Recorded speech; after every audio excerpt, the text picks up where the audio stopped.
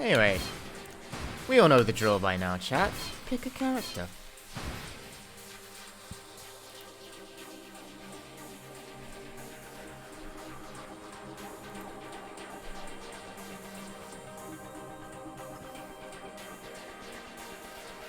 Yo, we got votes for like 4 different characters right there. One wanted Achi, one wanted Kano, one wanted Osawa, and one wanted Dusty Boy, which, I mean, that's Midorikawa in it, but...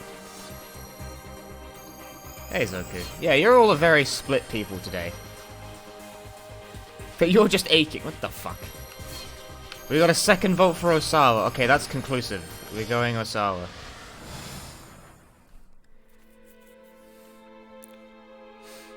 I don't want to know how people feel. All I want to know is what viruses feel. I prefer viruses because they make no move to encroach on me from the other side of my microscope.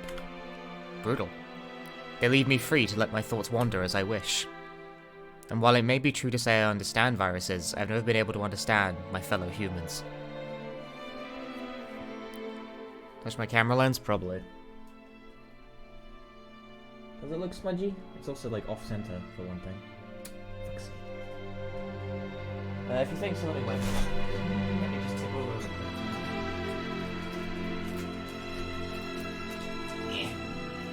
Why'd I put the tissues on the other end of the friggin' room? I have these tissues for the explicit purpose of cleaning up shit like this.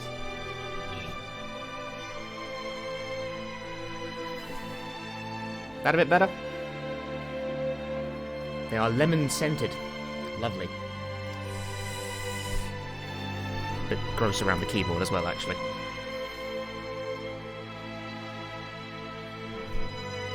I'll deal with that later. Where was I? I don't know them. Advance, thank you. I don't know a single fundamental thing about them.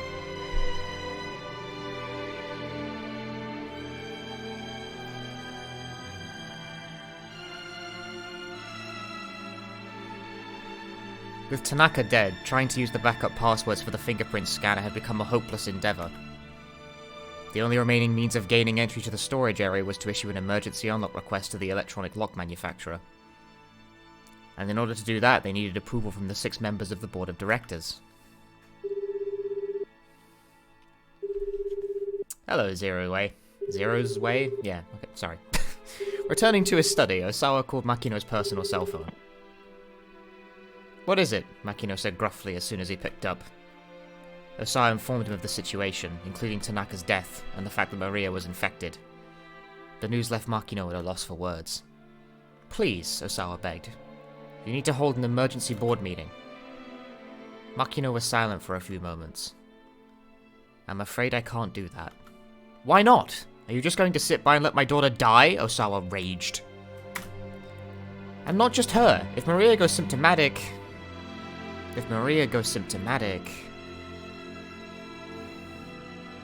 That was still only an if, but Osawa was reluctant to put his fears into words.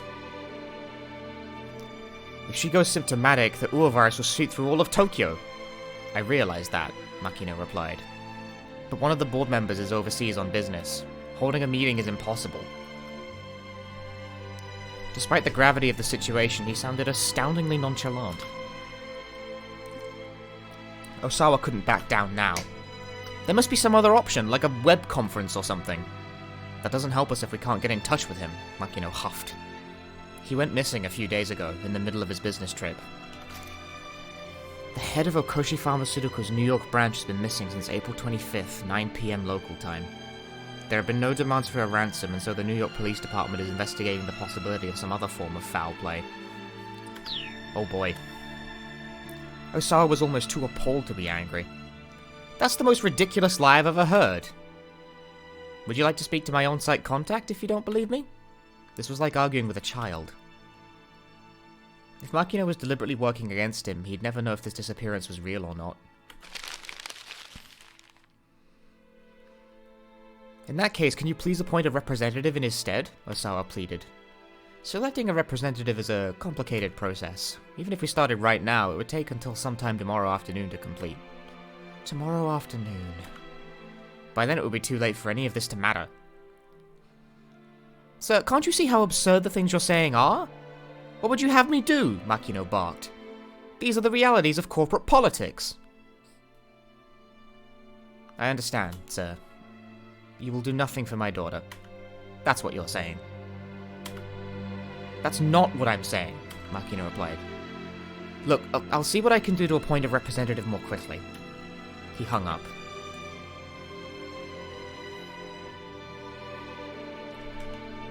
His tone had suggested that waiting for an appointee wouldn't be a terribly hopeful prospect. I have no more allies, Osawa thought. All I have left now are foes.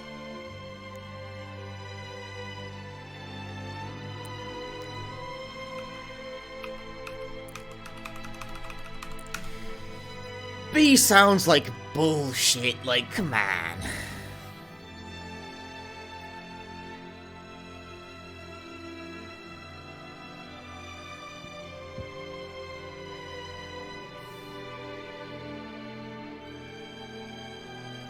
Let's do A, like, what the fuck, man?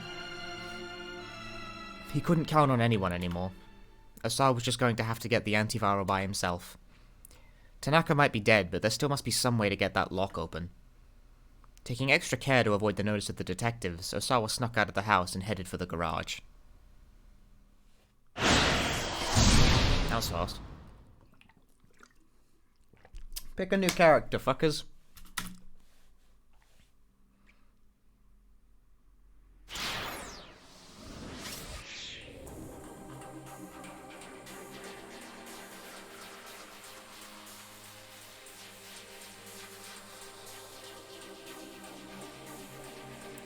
Haven't noticed anything about someone's attire? You mean the fact Minorikawa's burned to shit? Because yeah, totally. Ah, people are voting for the Minorikawa as well. Yo, he still got that point. Minorikawa needed to get back to the editing office right away. But despite the urgency, he barely stumbled along. He was swaying on his feet, only half aware of where he was even going. No, this is all some sick joke. He just couldn't accept that Toyama was dead. He let out a lifeless sigh. A cynical smile crept onto his face. The man always did insist on having his own way, but killing himself...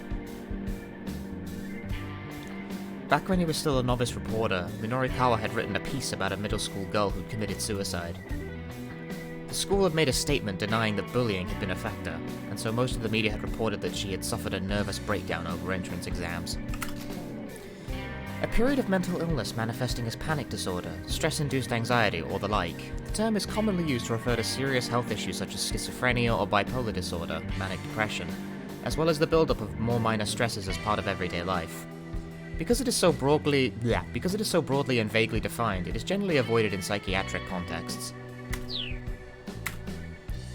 But something about the case had kept nagging at him. Had her death really been a suicide?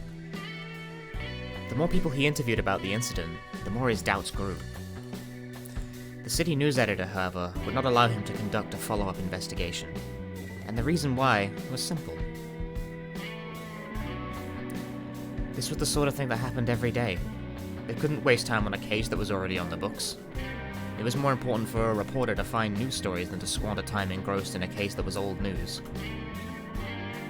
Minorikawa understood the editor's decision well enough, but that didn't mean he had to like it. He'd been sulking up on the roof, slowly nursing a cigarette, when the paper's local news copy editor, Toyama, happened to drop by. At a newspaper, an employee who evaluates the quality and suitability of a reporter's copy and coverage. Effectively the boss of a group of reporters. However, the copy editor typically works under a section editor who has the final say about what makes the page. A middle management position, caught between upstart reporters and an angry section chief. Did they say no to the follow-up interviews? Toyama asked. About that girl's suicide? The name of the girl who killed herself was Chiharu Fuyutsuki. After reading her diary, Minorikawa became convinced it wasn't an ordinary suicide. 6 years from now, Minorikawa will run into a certain teacher, and the investigation into the student's death will be reopened. But that's another story for another time. Another story for another time, huh?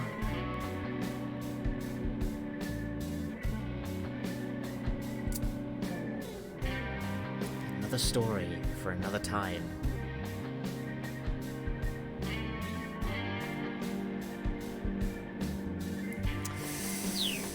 It's not a keep out. I think... Is that...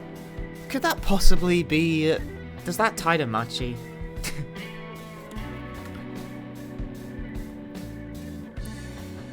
Yeah, Minorikawa expelled a plume of his smoke along with his sigh. I haven't played much yet, so I wouldn't know.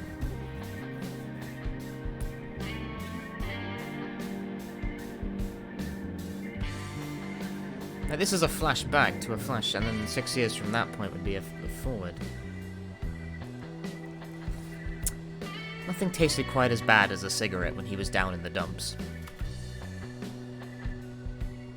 Machi's a prequel, that's 6 years from now, but yeah, but this is a flashback.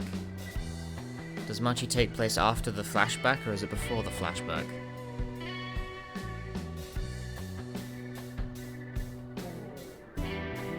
So what are you going to do? I'm not going to do anything, Minorikawa said. Editor told me no. Oh, editor said not to? You sound like a child. The rebuff made Minorikawa's temper flare. There are other interviews to do. I want to follow up on this, but there isn't any time. You dumbass! Toyama hauled off and hit him right across the face. What happened to I write what I feel in my heart? That's the one thing I refuse to back down on. What happened to that guy who used to bitch at me like that? Toyama's words hit their mark with painful precision. The interviews aren't over until you have what you need. No, you refuse to let them be over. You go after the truth, no matter what anyone tells you. Isn't that what being a journalist is all about? Minorikawa scowled in chagrin. The man was exactly right. Until you have what you need. Those words have stuck with Minorikawa ever since. In fact, he quit the paper to become a freelancer because he couldn't do his job the way he wanted while trapped in that hierarchy.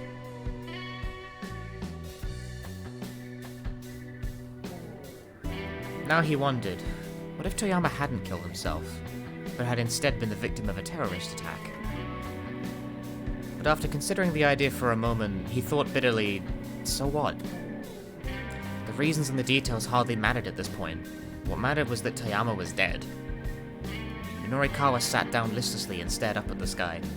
Yeah, Machi has never gotten a localization because it was originally released for the Saturn and then got re-released on the PS1 and then I think it's also on the PSP, but at any rate, visual novel localizations have only, fairly fucking recently come into vogue. Machi kinda missed the boat, unfortunately. An anonymous cheerer. Thank you very much for the 100 bits. Also, the anonymous cheerer modes are adorable. They're so cute. Look at that little ghost.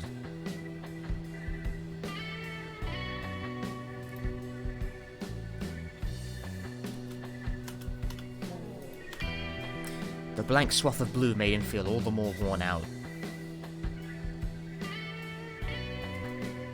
Just what had all the days running around been for?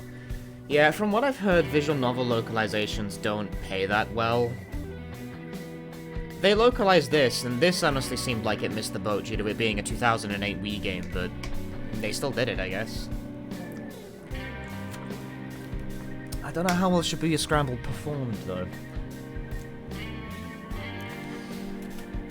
He felt so empty, so hollowed out by loss. All his motivation had drained away.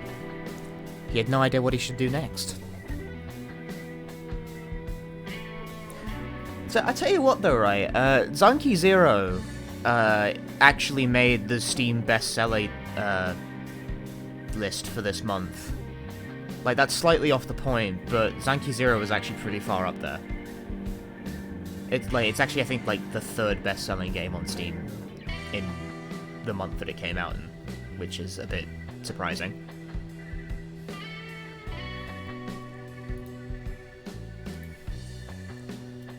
Hey, Minoru Minorikawa, what should you do? He tried to listen to his inner voice. Should we get our passion back, or should we stand up and forge ahead?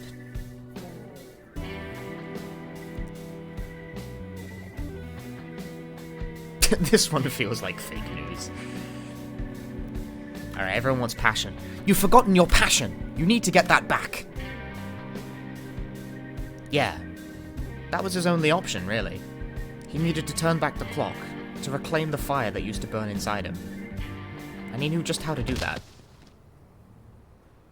Before he could, however, a young man stumbled across his path, taking a nasty fall on the pavement. Ow! Oh damn, that hurts! The youngster scrambled back to his feet and turned to Minorikawa with a snarl. What are you looking at, pal? The young man clutched a piece of timber like a club. There was a nasty gleam in his eyes. I'm not looking at anything, Minorikawa sighed. I just happened to be looking in your direction. Shut your yap. Apologize, bitch. Now. The punk raised his cudgel. No one says cudgel. What for? You tripped me, man. Ain't you gonna apologize for that? The kid had stumbled all on his own, but was probably too embarrassed to admit it. Guess he's gotta vent his anger at someone. Listen, kid, Norikawa said. It's not my fault you're such a klutz. You know, like the pedal in a car that's got a manual transmission. Oh, that's a clutch. Okay, so then like lumps of earth or clay. Those are clods, you say? Right, so then we're talking about a sort of social get-together for coffee and conversation. Huh? Ah, right, that's a clutch. Is it when you try to fix something using stuff that isn't really meant for that purpose? That's a kludge? Okay. This is fantastic. What is this, dude? What? Clash? I don't know how to... Localization of the fucking year, dude. It didn't even come out this year. But localization of the fucking year. The hell you just say to me? You got a death wish, pal? With a murderous glare, the punk advanced on him, brandishing his weapon. Hey, Minorikawa said. Oi, oi, oi, oi.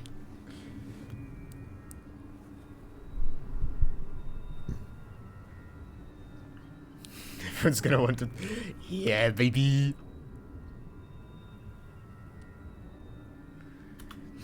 Bring it on. The punk swung his wooden club without a moment's hesitation. It struck Minorikawa in the shoulder, knocking him off balance. Whoa, okay, don't really bring it on. Nah, man, it's too late for takebacks. Oh. With a nasty little grin, the young fellow swung again, then again, catching Minorikawa in the arm and sighed. Only when the journalist was curled up in a battered ball on the ground did the kid finally let up. Heh. Good to get a little warm-up in before I take down that other bitch. Weapon still in hand, the punk marched off toward Dogenzaka.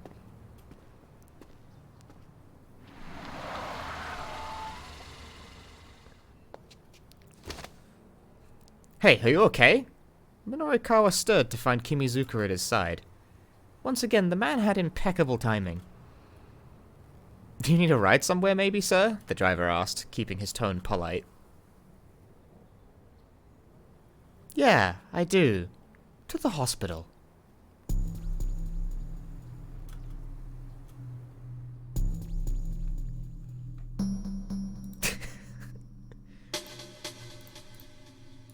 Well, you know, I don't know what we were expecting with that one. But we did it. We died. What's the hint here? A hot-headed young punk gave Minorikawa a beating bad enough to send her to the hospital. Maybe our reporter friend shouldn't be quite so confrontational with this fellow.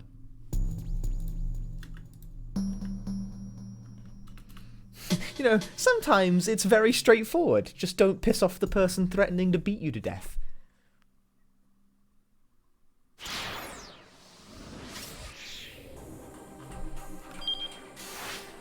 Actually, someone said there was something else about his clothes. Like, they seem kind of, like, blown up, I guess. Like, he's kind of blown up. But, like, that's it. That's all I noticed. Like, Osawa's the same. Maria's got, like... Maria's, like, clothes changed a while ago. But also, she's wearing a shirt with, like, whatever the fuck English that is on it. Archie's still wearing the same shirt as ever, I think. I don't know. What's different about his clothes? I'm not seeing it.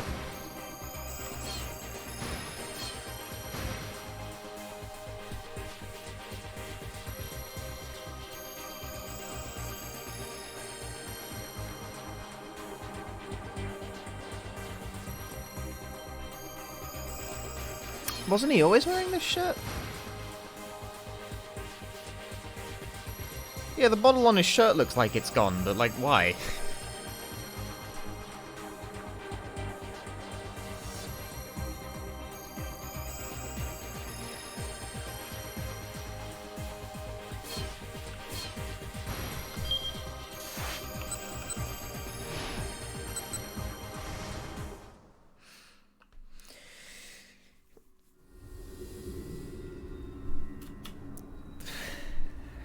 What do you want to do now? Yeah, we're gonna do A, or we're gonna do B. 3 people voted A. Is it fun hitting people with that thing? The corner of the punk's mouth curled up. Oh yeah, real fun. Only a dumbass beats people with their bare hands. You just wind up hurting your fists. If you're gonna enjoy some violence, you gotta have yourself a weapon. Aha, I see. In that case, maybe give it a rest with that stick, yeah? Huh? What for? The punk scowled in irritation. Don't get me wrong, Minorikawa said. I'm just saying that there have to be better weapons than that. Something that could take a man down in a single blow. The kid stopped to consider Minorikawa's words for a moment. I get ya. Yeah, you might be right about that. And I think I have just the thing. May as well go with my usual. He tossed away the piece of wood on the side of the road. See, Archie missing Mean Clean cannot possibly be a continuity error, because that's like a shirt that he's wearing. You don't change the shirt and not mean it.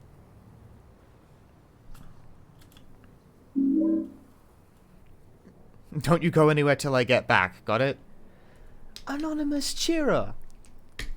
Thank you very much for the 50 bits. Those emotes are still very cute. Yeah, sure thing.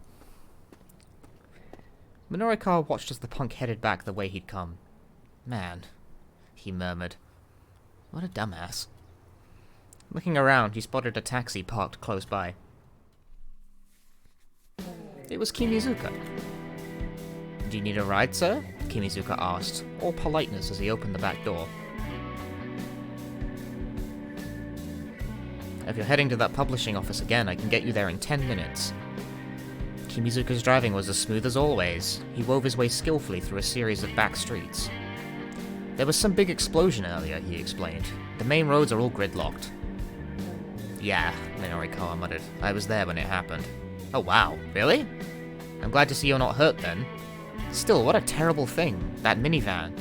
I hear someone was inside when it exploded. I'm not sure if you were aware. Yeah, I'm aware. Oh, nothing gets past a reporter like you, I see. Kimizuka flashed Minorikawa an approving smile through the rearview mirror. How much have you heard, then? Rumor has it that the person who died was a middle-aged man. Oh, huh. We taxi drivers tend to hear quite a bit ourselves. Kimizuka chuckled, but Minorikawa just cast his eyes down forlornly. You look tired, sir. Yeah, I guess so. His reply was barely audible. Suddenly, someone rushed out into the street right in front of the cab. Look out! Ooh, that looked painful. There was a heavy thunk as the taxi crashed into the pedestrian. You know, Archie's shirt doesn't have Mean Clean on it anymore at all. The bottle's gone. What the fuck is the deal with that? Screeching to a halt, Kimizuka and Minorikawa jumped out of the vehicle to find a young man splayed out on the street. Hey, the driver called. You alright? The fallen pedestrian was practically still a kid, and he wasn't moving.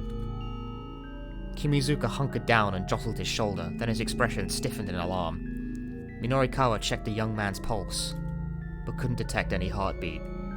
Man, that killed him fast. Oh no, Kimizuka said. This is... Tears began to well up in his eyes. Minorikawa turned to him in surprise. You knew him? I did. Kimizuka cradled the young man in his arms. I'm sorry, but you'll have to find yourself another taxi, he said.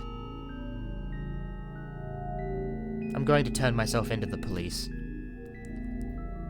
Looking down at the boy's unmoving form, Minorikawa felt a pang of guilt.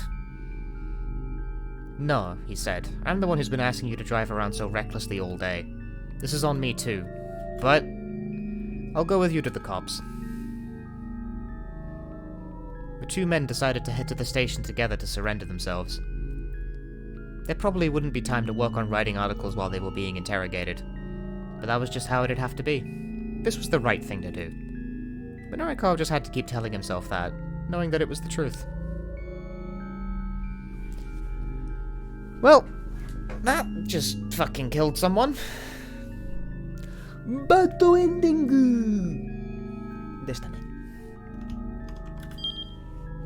Minorikawa's day ended in disaster when the taxi he was riding in hit a young man who ran out into the street. But why'd the kid rush out into the intersection like that? The answer lies in Achi's story.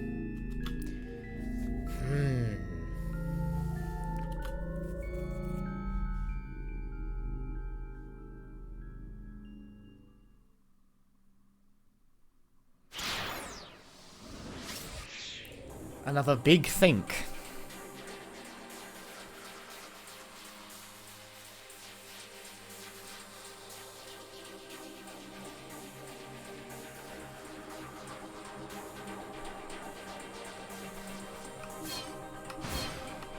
Well, we got 3 choices here. We know that we can get one bad ending for free out of Achi if we dart into the fucking...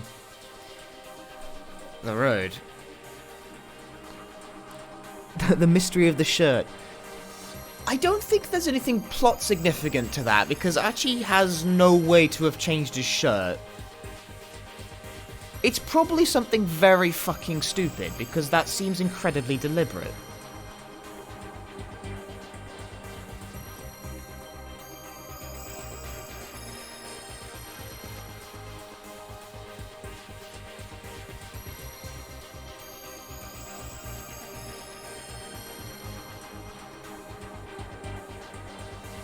I'm gonna clamor to vague post.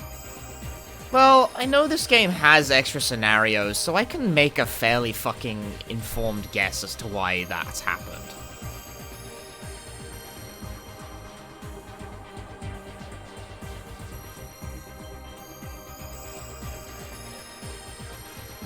It's some dumb bonus shit in it.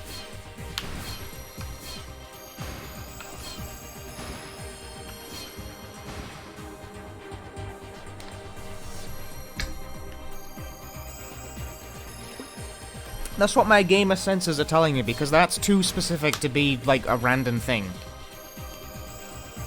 There was a bottle on his shirt, it had a face, now it's not there anymore.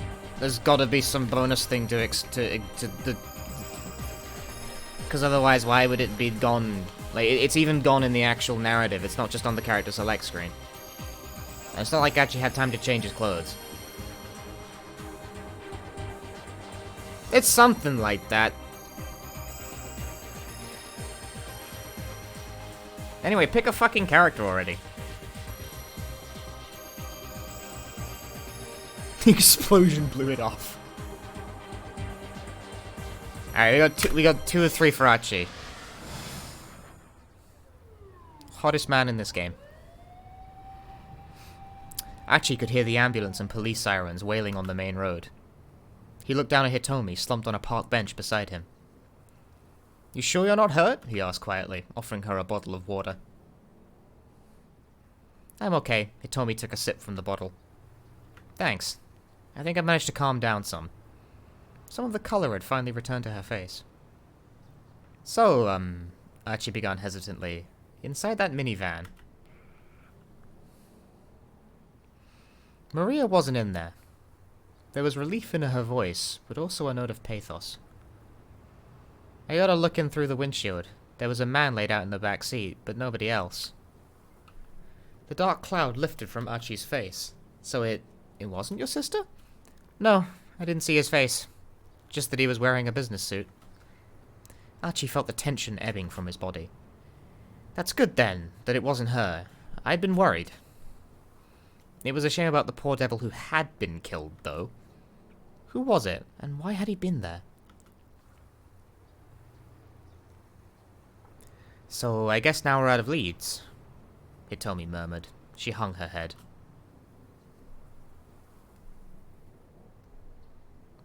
We could try the surveillance center again for now, Archie said. It'll probably give us better odds of finding your sister than just walking around. I guess you're right. Shall we then? Hold on. Archie had a sudden flash of inspiration. My house is a lot closer from here. Maybe I should ask my dad if we can check the cameras from home. You can do that? We have the same system at our house. I'm sure my dad will let us use them. The two got up and headed for Endo Electronics.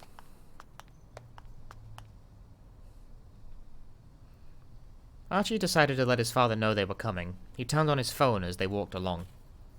He'd had it off for a while, so first he checked his voicemail. There was one message. Wondering who might have called, he played it back. Is this Archie Endo's personal cell phone? This is Dr. Saeki from Shibuya Central Hospital. Seiichi Saeki, heart specialist and Suzune's attending physician. A preeminent surgeon who has successfully performed the Batista procedure, wherein the left ventricle is reconstructed after a third of it has been removed. Archie's expression stiffened. He pressed the phone closer to his ear. There's been a sudden change in Suzune's condition.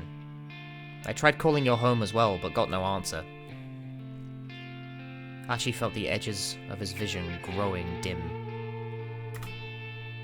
As her brother, it would be good if you can come to the hospital as soon as possible. It's... Archie? Hitomi's voice was full of concern. Sorry, I just gotta make a call here. Fingers trembling, Archie dialed his house.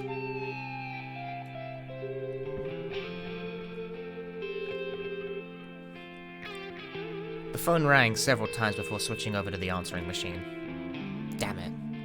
Where the hell are you, Dad? What's wrong? Hitomi asked.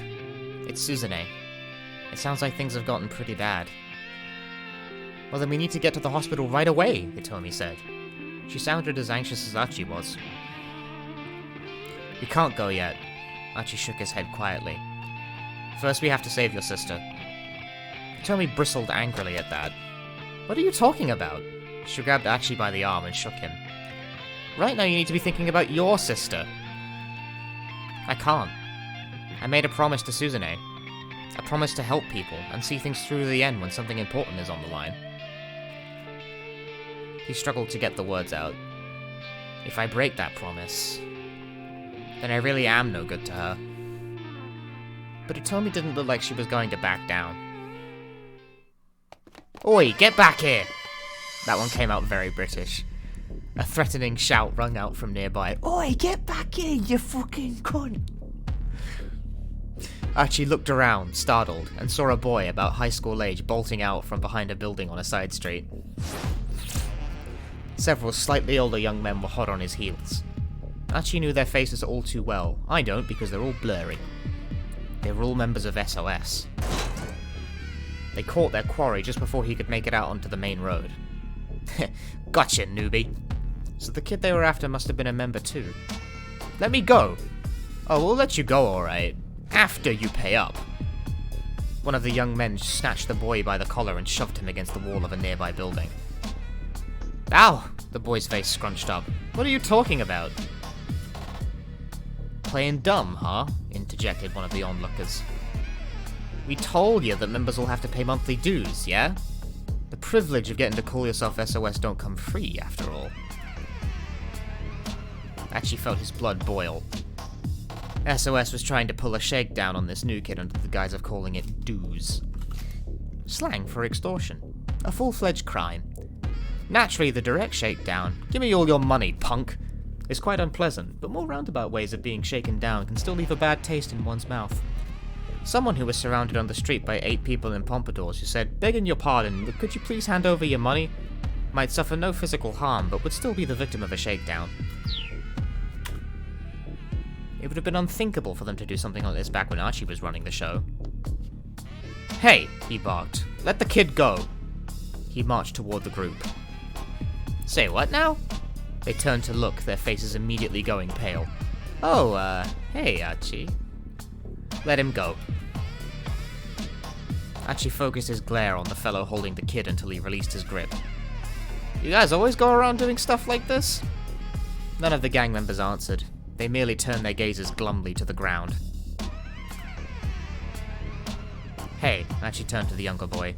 Since when have they been doing this? But of course he realized there was no way the newbie would be able to tell him. Never mind, you can go. Archie gestured toward the main road. The boy was quick to run off. Archie waited until the boy was gone before turning back to the others. Does Susumu know you're going around collecting dues like this? He asked. Man, we don't gotta tell you that, one of them muttered. Not since you deserted. What did you just say? Archie leaned in close, getting right in the guy's face. He was met with a defiant sneer. This ain't the old SOS anymore. Not the old SOS? Archie thought back to the other gang member he'd run into earlier, with the malicious gleam in his eyes. That guy. Pretty sure he said his name was Kiryu? Back when Archie had been with SOS, he'd never have let a guy like that get away with acting all high and mighty. Now it seemed like all these young fellows were ready to follow suit, eager to take him down a peg. You're old news, pal. Ain't your business to tell us how to do things. Archie felt a confusing flood of anger and sadness that he couldn't quite control. I'm not messing around here, you guys. He grabbed the nearest punk by the collar and hefted him up in the air. Then someone shouted from behind him. Hey, what are you doing?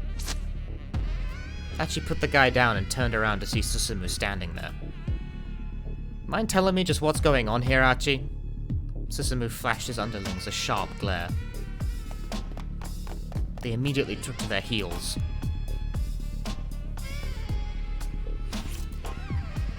I think A will get us the bad ending, which we kinda want, cause, you know, you gotta collect those to do things in this game. Yeah, everyone voted A anyway, I think everyone's on board with this. Archie wasn't about to just let them go, he raced after them. Hey, get back here! The gang members sprinted away at full speed. They scattered in different directions to throw him off, but Archie wasn't going to let them get away that easily. He kept after the ringleaders as they headed toward the Nanpei-dai? Toward the Nanpei-dai area, darting down a narrow side street. I've never heard of that one before. He could see an intersection up ahead. Archie sped after them, making sure not to take his eyes off them for a second. Uh-oh! With his attention fixed on the fleeing troublemakers, Archie never saw the car speeding directly at him. By the time he registered the impact against his side, he was sailing through the air.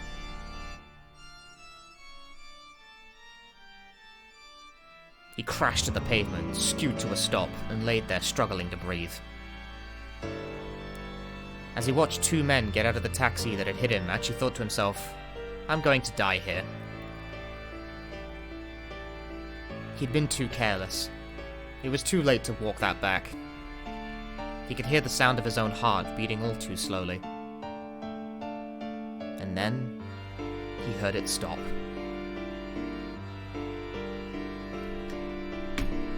Dang!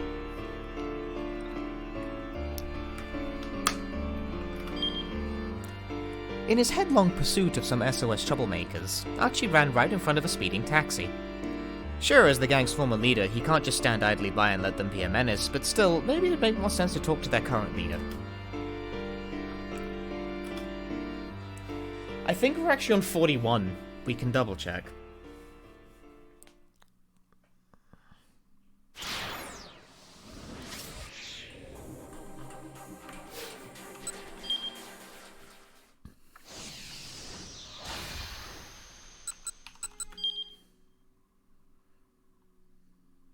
Okay, we are on 40.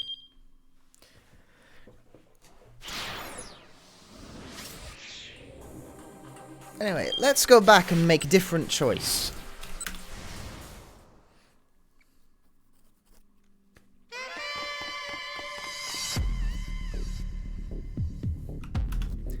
Just what the hell was going on with SOS? I actually needed to talk to Susumu. I asked what was going on here. There was a threatening note in Susumu's voice. That's what I want to know. What the hell's happened to SOS, man? Susumu's face twisted with displeasure. You're an outsider now. That's none of your business. I don't give a damn if it's my business or not. When I left you in charge of SOS, You shut your damn mouth, Susumu roared. Yeah, that's right. You left me in charge, so don't you dare give me any lip now about how I run things. His sudden ferocity left Achi at a loss for words. You're not the one busting your ass out here. I am. Susumu stalked toward Achi, his face red with emotion. I've had to work so hard to keep things going with you gone. Do you have any idea what it's been like? Do you know what I've had to put myself through to keep SOS together? There was nothing Achi could say to that. He just kept his mouth shut and let Susumu talk. You were gone. I thought maybe I could do things like you did. All at once, Susumu seemed to deflate a little. He hung his head, hiding his face. And if I couldn't be like you, then... Hey, man, I get it. And I'm sorry. But Susumu kept his face averted. Please, he muttered. Stay out of our business. Then he turned on his heel and headed off without looking back. Achi watched him leave, feeling a painful sting.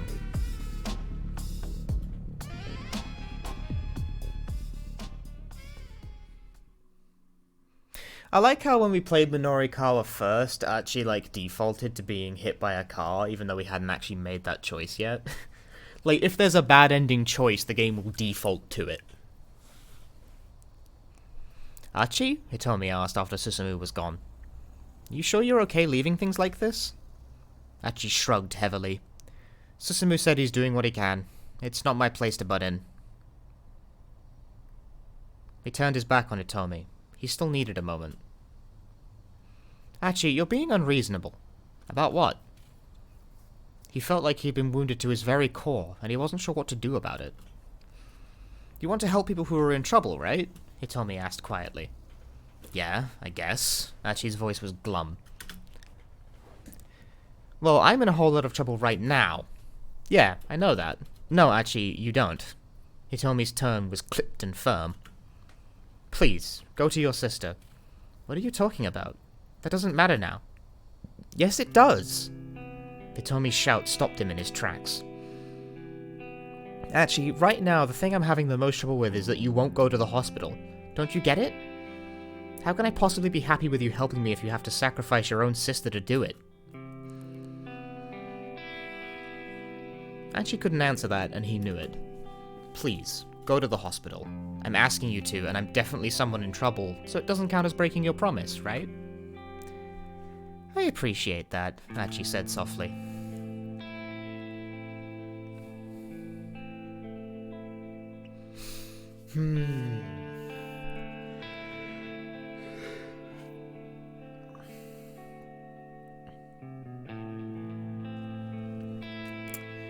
Perhaps this really could go either way, couldn't it?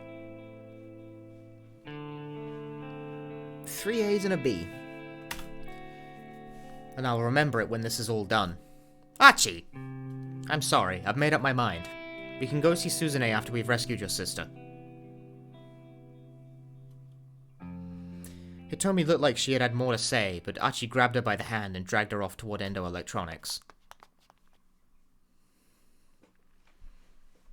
Making us meaningfully distinct from the people who keep trying to kidnap her. As they turned a corner, Achi caught sight of a group of foreign men heading in their direction on the other side of the street. The men saw them too, and immediately broke into a run towards them. Damn it! How are there still more people chasing after us? Achi spun around and started to sprint in the other direction. Maybe these new guys were associates of the foreign thug who'd fought the man with the cane? Achi mulled that over as they ran, getting farther and farther from Dogonzaka. The crooks were clearly pretty familiar with the layout of Shibuya. They weren't easy to lose.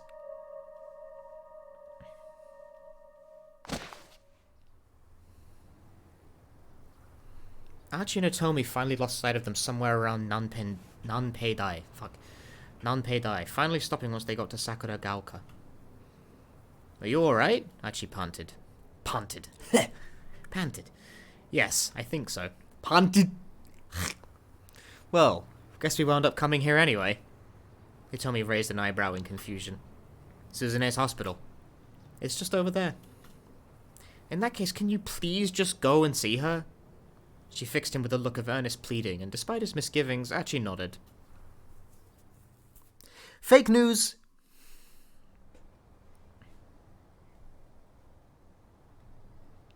Shibuya Central Hospital was one of the foremost general hospitals in Japan, outfitted with top-notch medical facilities and staffed by highly skilled personnel. Individuals like Suzune with rare blood types were sent to the hospital from far and wide because of its cutting-edge hematology center. The hospital division that deals with blood. Its goal is to provide high-end care to patients with blood disorders, including blood screening, treatments, transfusions, the management and supply of blood products, and other related services. Archie asked Hitomi to stay in the waiting area while he headed on into the hospital proper. From the visitor's entrance, he passed by the nurse's station, then entered the cardiovascular medicine section and walked along a row of examination rooms. The cardiovascular system includes the heart, as well the various blood vessels that circulate blood throughout the body. Cardiovascular medicine deals with heart and blood issues such as angina, heart attacks, heart failure, irregular pulse, and the like. Don't know if I said that right. Probably didn't.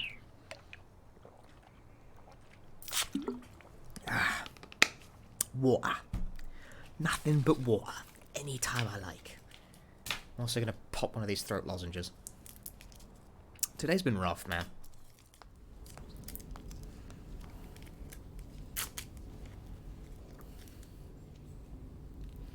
Angina rhymes with vagina. Thank you for your insight, Kenzie. You said the vagina word. I might be bisexual, but I'm still an immature man.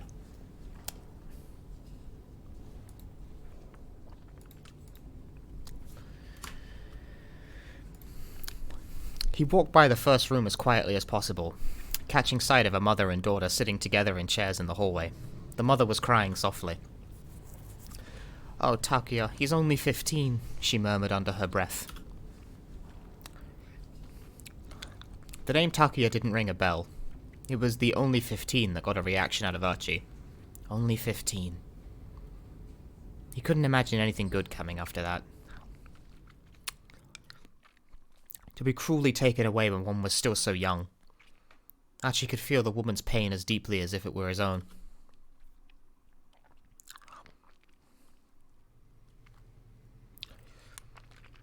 When he reached Suzune's room, Dr. Seiki, the attending physician, explained her condition. It's hard to talk and, eat these at the same time without spitting everywhere. The doctor did his best to keep his explanation simple, but Archie was too worked up to process much of what he said. He did manage to wrap his head around a few things.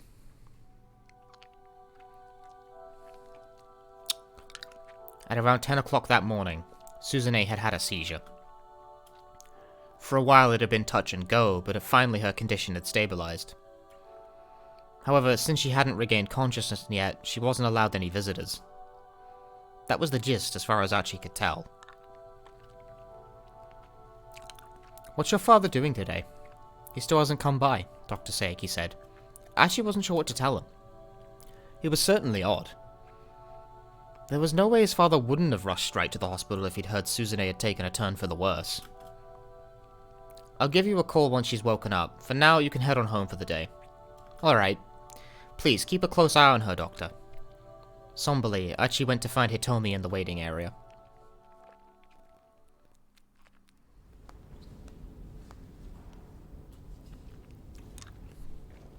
Outpatient reception had closed for the day, leaving the hospital quiet. His footsteps echoed softly in the corridors.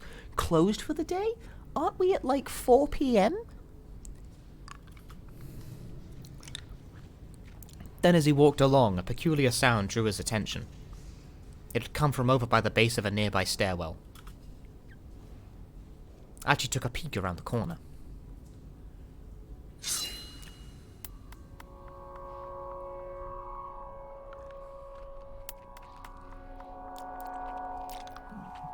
The Shibuya is going Shibuyan. Hey, Flying Toaster. The sight that greeted him nearly made him gasp aloud. In the dim light up ahead, he saw Kanan, and she had some white guy pressed against the wall, a knife to his throat.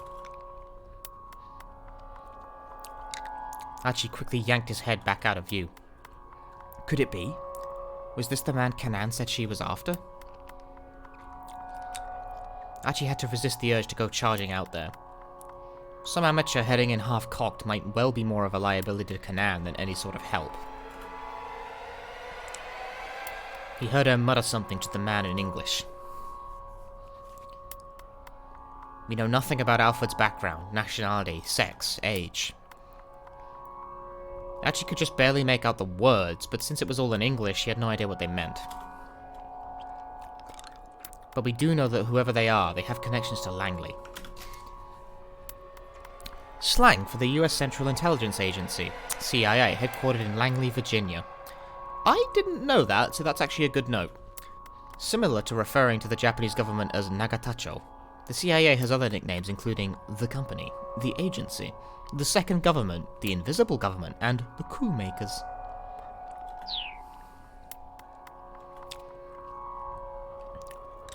Archie peeked out again, very cautiously, in time to see the man raise an eyebrow at Kanan's words. Interesting. That doesn't mean you need to threaten me at knife point, though. He flashed her a thin smile. It does, actually. Because I happen to know that you're a CIA agent. Technically known as officers, the CIA refers to its own spies as agents. Someone in charge of directing agents is called a case officer. Case officers are stationed at embassies across the world in the public guise of diplomats, soldiers, and the like. Fly Chad out to Shibuya. I can't fly people out. I want to fly to Japan, but I don't like... Would I want to go to Shibuya? I don't know about that. No sooner were Kanan's words out than the man grabbed her arm and tried to hurl her against the wall. Just before her head connected, though, she jackknifed her upper body forward and then planted both feet against the wall and kicked off with tremendous force. She used her momentum to launch herself forward, regaining her position with her knife against the man's throat. But during his brief opening, the man had managed to draw a gun from inside his jacket. Now the barrel was pressed right against Kanan's heart.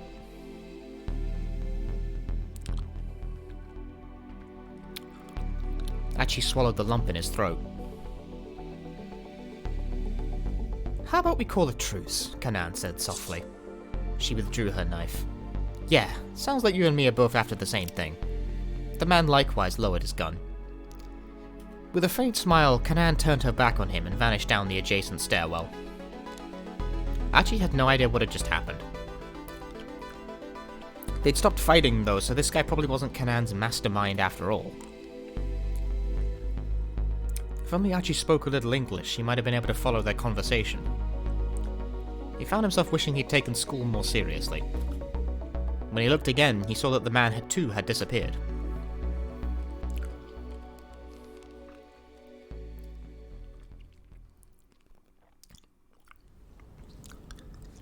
Hitomi stood up from her chair as Archie hurried into the waiting area. Yo, Azure, thank you very much for the host. Welcome, people from Azure's stream, to Shibuya Scramble, the hottest visual novel released in the past year.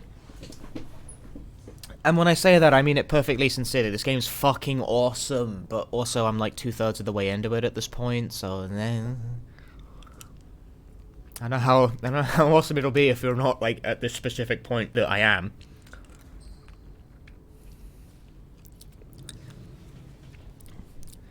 How's Suzune? She asked. For now, she's not in any immediate danger, they said. Stop chasing off new viewers. It's like 2/3 of the way through, like, a fucking 40-hour visual novel, man! This kind of game as a stream game presents issues.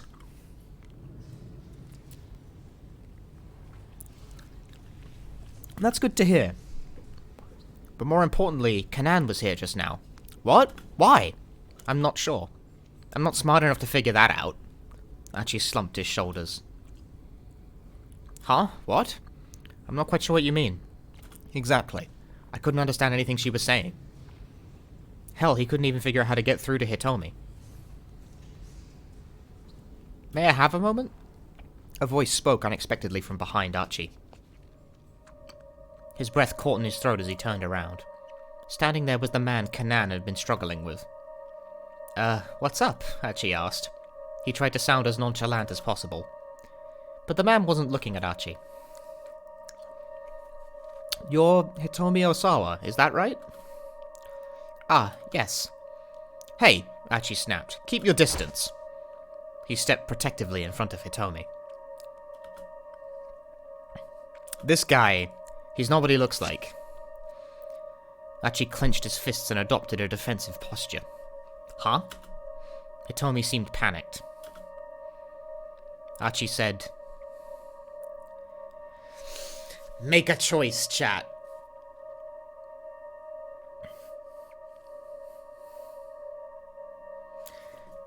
See, VNs being read by Cheeky Breeky is good, but if you're not, like, perfectly up to speed with all of the previous VODs, you're not gonna have a fucking clue what's happening. This might be the person Kanan was warning us about. Oh, you know Kanan, do you? The man spoke without changing his facial expression. She let a few things slip herself. Look, who the hell are you? Archie demanded. The man calmly reached into his jacket pocket. Fearing he might be about to draw his gun, Archie braced for action. My name is Jack Stanley. I'm a security assistance officer with the US Embassy. Archie held back his punch as the man held out his ID card. Diplomats are issued diplomatic passports and diplomatic ID cards by their home governments. Japan's Ministry of Foreign Affairs also issues its own form of diplomatic identification card. The CIA provides such identification to its operatives working overseas to help maintain their false identities. His ID card looks like you. Yeah.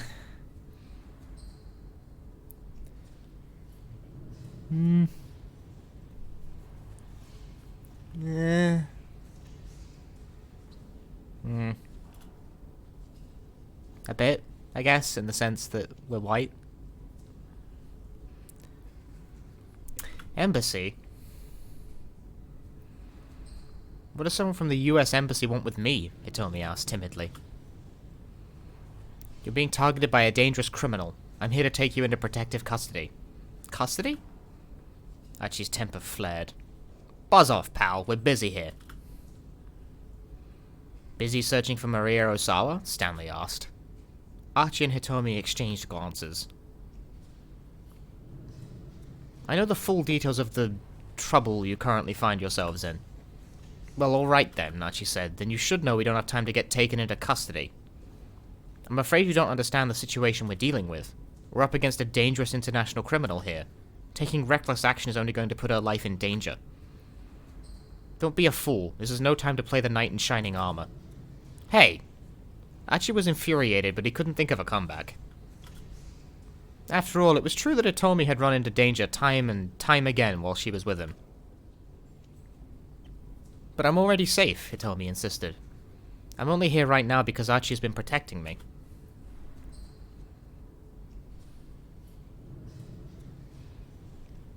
She eyed Stanley sharply. I've got Archie with me. I don't need your protection. Archie felt a surge of pride that practically brought tears to his eyes. If Hitomi would have let him, he'd have given her an enormous hug. Stanley grimaced in resignation. Alright. In that case, how about I join your search for Maria? I can help keep you safe that way instead. I don't know. Hitomi grabbed hold of Archie's sleeve. This Stanley fellow didn't have the most trustworthy face, Archie thought. But he realized that he might be biased after being chased around by foreigners all day. You know, Archie, a good-minded individual. Like, he doesn't let his bias go too far, you know? Like really thinking it through. Giving the guy Jin a chance, you know? After all, if this guy really were after Hitomi, he'd probably have already made a show of force. Not only did he have a gun on him, he was sufficiently skilled in martial arts to hold his own against Kanan. He'd have no trouble taking down a single unarmed opponent like Archie. Hitomi, I get the impression this Stanley guy's not our enemy right now. Hitomi gave a slight nod. Alright. I trust your judgment on this, Archie. Now then, what's the plan from here? Stanley asked. Not wandering aimlessly around town, I hope. There was a trace of snideness in his voice. You can just keep your mouth shut, Archie replied. We can wander around town all day if we feel like it. Two can play the snarky game, he thought to himself. Poor Hitomi looked distressed. Very well, if that's what you want, I can stay quiet. But first I need to inform the police that I have Miss Osawa in my custody. Wait, hold on, Hitomi blurted. That isn't a good idea. Stanley inclined his head. Why is that?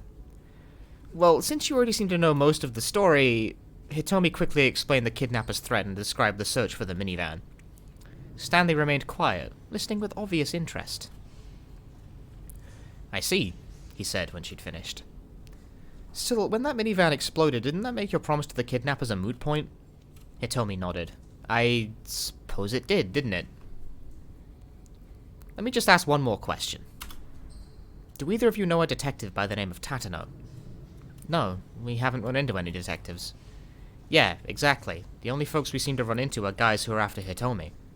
I see. A grim expression crossed Stanley's face. Right. I'm going to get in touch with the investigation task force. I'll have them contact your parents for you. Would you mind speaking with them so they can confirm it's really you? Sure, alright, Hitomi said. Stanley got on his wireless and described their current circumstances to the police.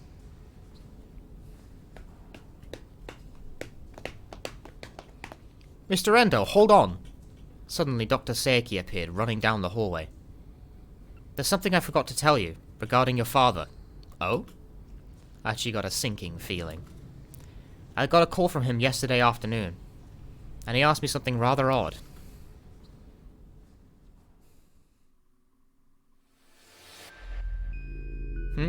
Preparations for a transplant? I'm sorry, I'm not entirely sure I understand what you're asking. Saeki clutched the receiver. Saeki. Shut the fuck up, Zoku. Daisuke Endo's brooding tone was more than a little disturbing. Koragi, thank you very much for the Twitch Prime. I'm gonna say that line again, because I think I got fucking talked over. By my own alert. Daisuke Endo's brooding tone was more than a little disturbing. No, it's alright, Endo said. This is all just difficult to talk about, Doctor. You love me, you're sorry for memeing me with popping. How dare you, you little shit. Sorry, it really wasn't obvious that from your tone that you were joking. But really though, like, a real popping controller is $200. I can't afford one. Not immediately, at least. Hang on.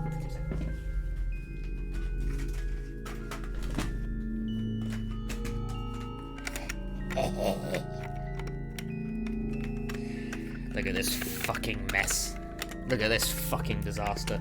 I disagree. They don't really have much in the way of tactile feedback either. Like this controller's like not great, but it didn't cost me that much, so.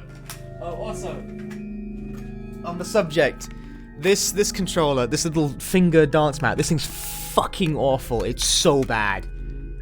Like, these, you have to press them so hard to get a response out of them. This thing's shit. So fucking bad. Lion Biscuit, thank you very much for the 10 months. Holy moly. I really need to get shelves. These controllers are just all over the floor. I'm not even kidding. This room's a fucking disaster.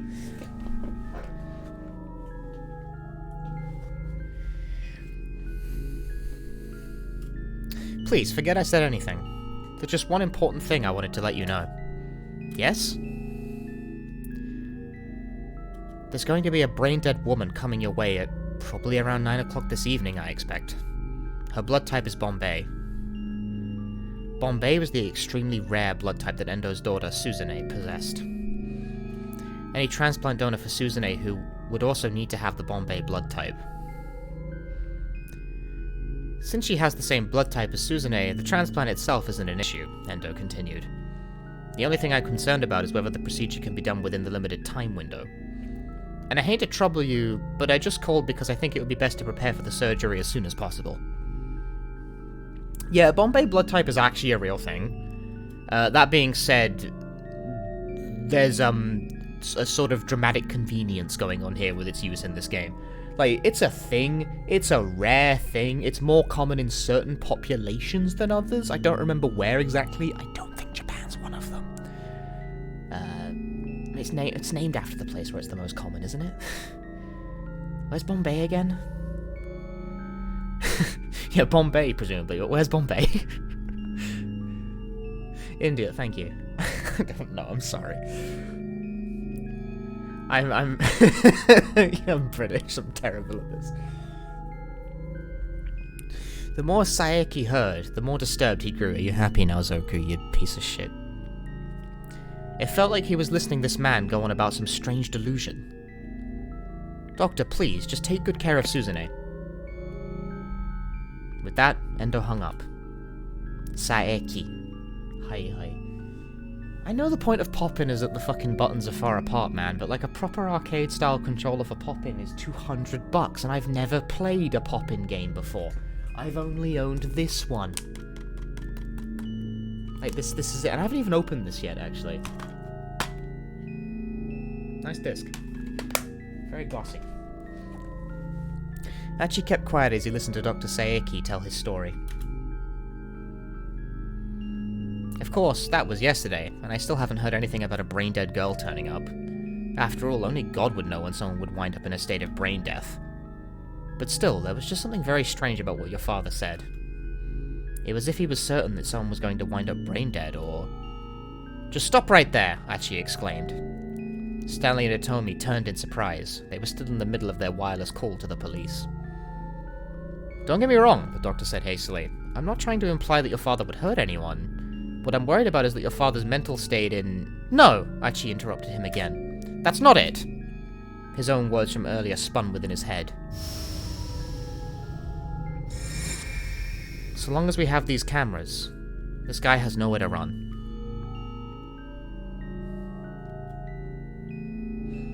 The security cameras. I'm sure this is the place.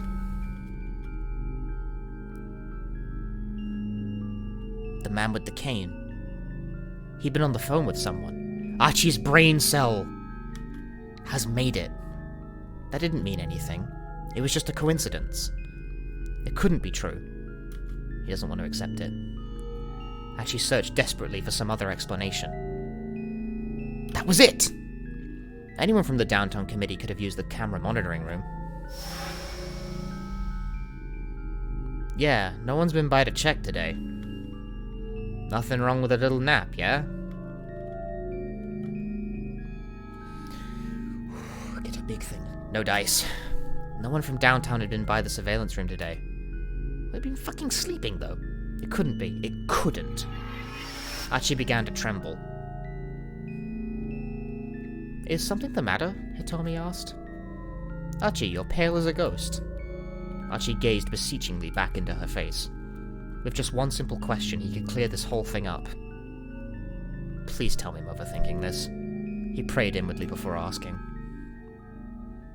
Hitomi, would you mind telling me your blood type? Why do you ask? Please, just tell me. I have a sort of weird blood type, Hitomi said. It's called Bombay.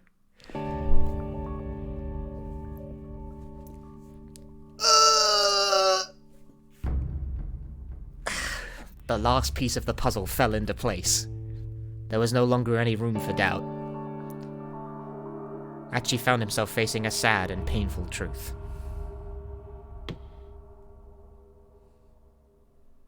Why? Why? With an anguished scream, Hachi punched the wall as hard as he could. But his fist still didn't hurt as much as his heart. Dad, why?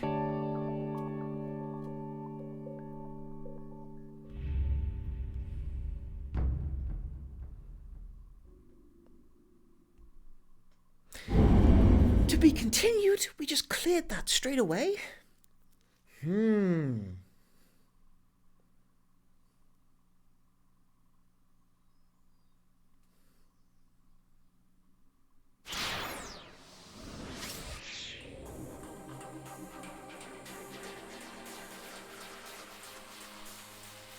Yeah, Archie advanced to an end really quickly. Why does everyone want Minnow so... Isn't it... Hang on, let's review here. Is Osawa still stuck at a keep out? Minorikawa's thing has backed up.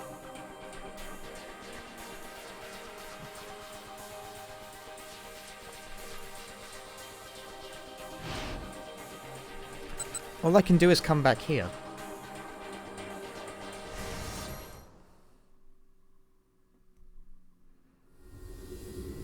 We could try a different choice here. We could try B. Let's try B, just for the fun of it. Alright, I'm sorry.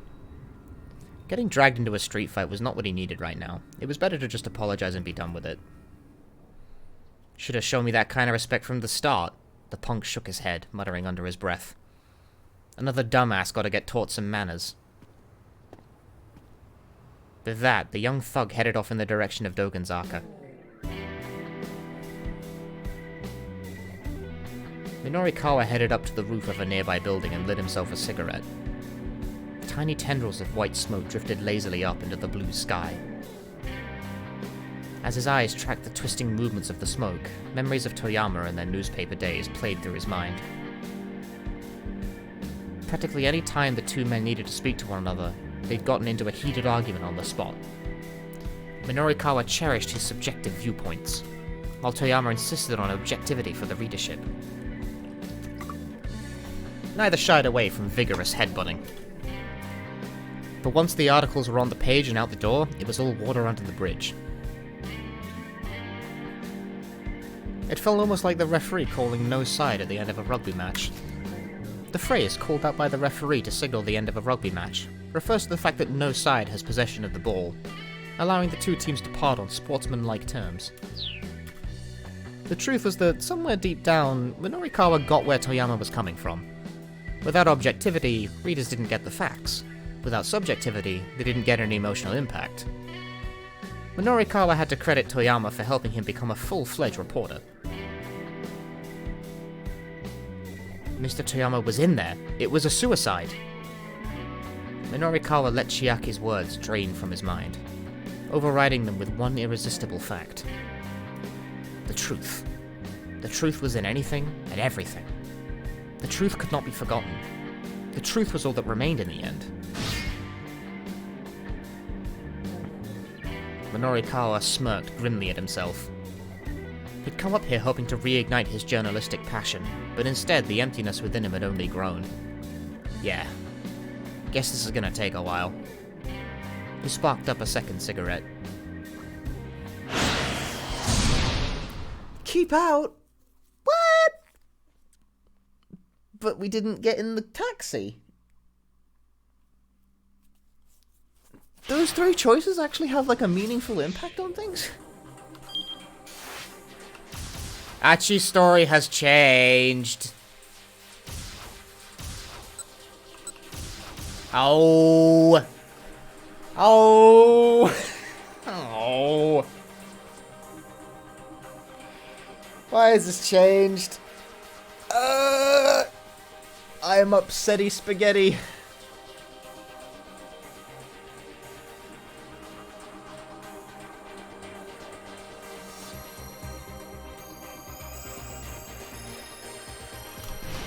We gotta find out again, don't we?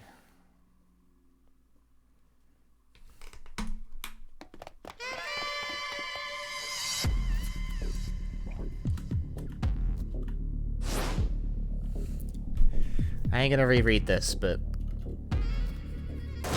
I'm gonna let it play out.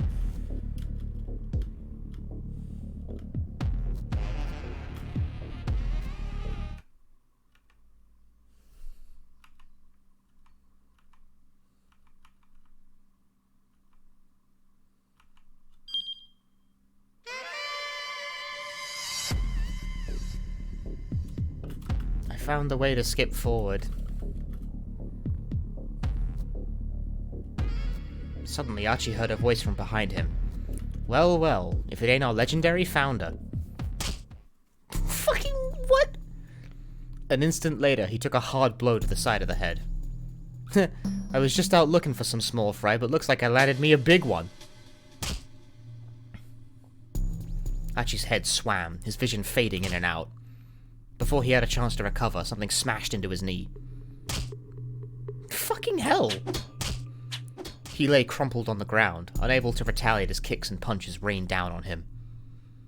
Even after Archie could no longer move, the beating didn't stop. His ruptured eardrums could barely make out the sound of Hitomi screaming. Well, okay. Hitomi, run. With his final plea silenced before it reached his lips. Archie felt his consciousness battered away. The words stream in slightly slower than my reading speed. Well, Archie's dead again. Kiryu turned up out of nowhere and gave Archie a beatdown with a piece of timber. But just before he attacked Archie, Kiryu had run into someone else. That person said something that changed what Kiryu did.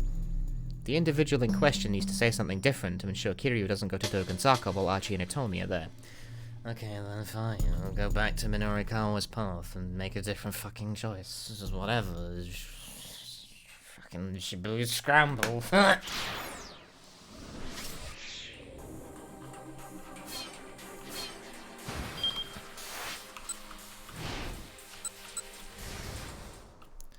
Piece of shit.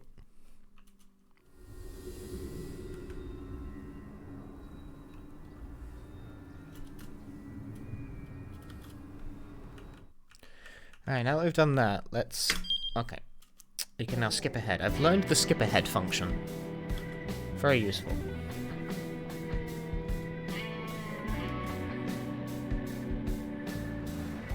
And now we advance because we don't slam into Archie.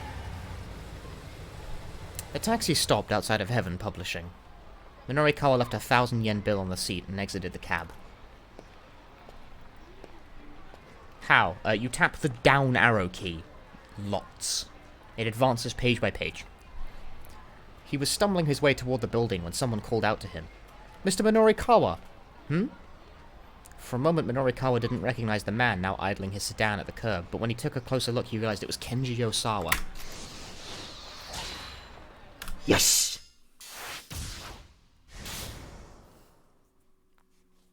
Wait, really? Yeah, that's what I've been doing. Okay, I don't actually want to go to Osawa's story right now. I'm still playing Hour 11, I told you this earlier. I guess I just forgot about it. Like, whatever. We'll continue down Minorikawa's path for now.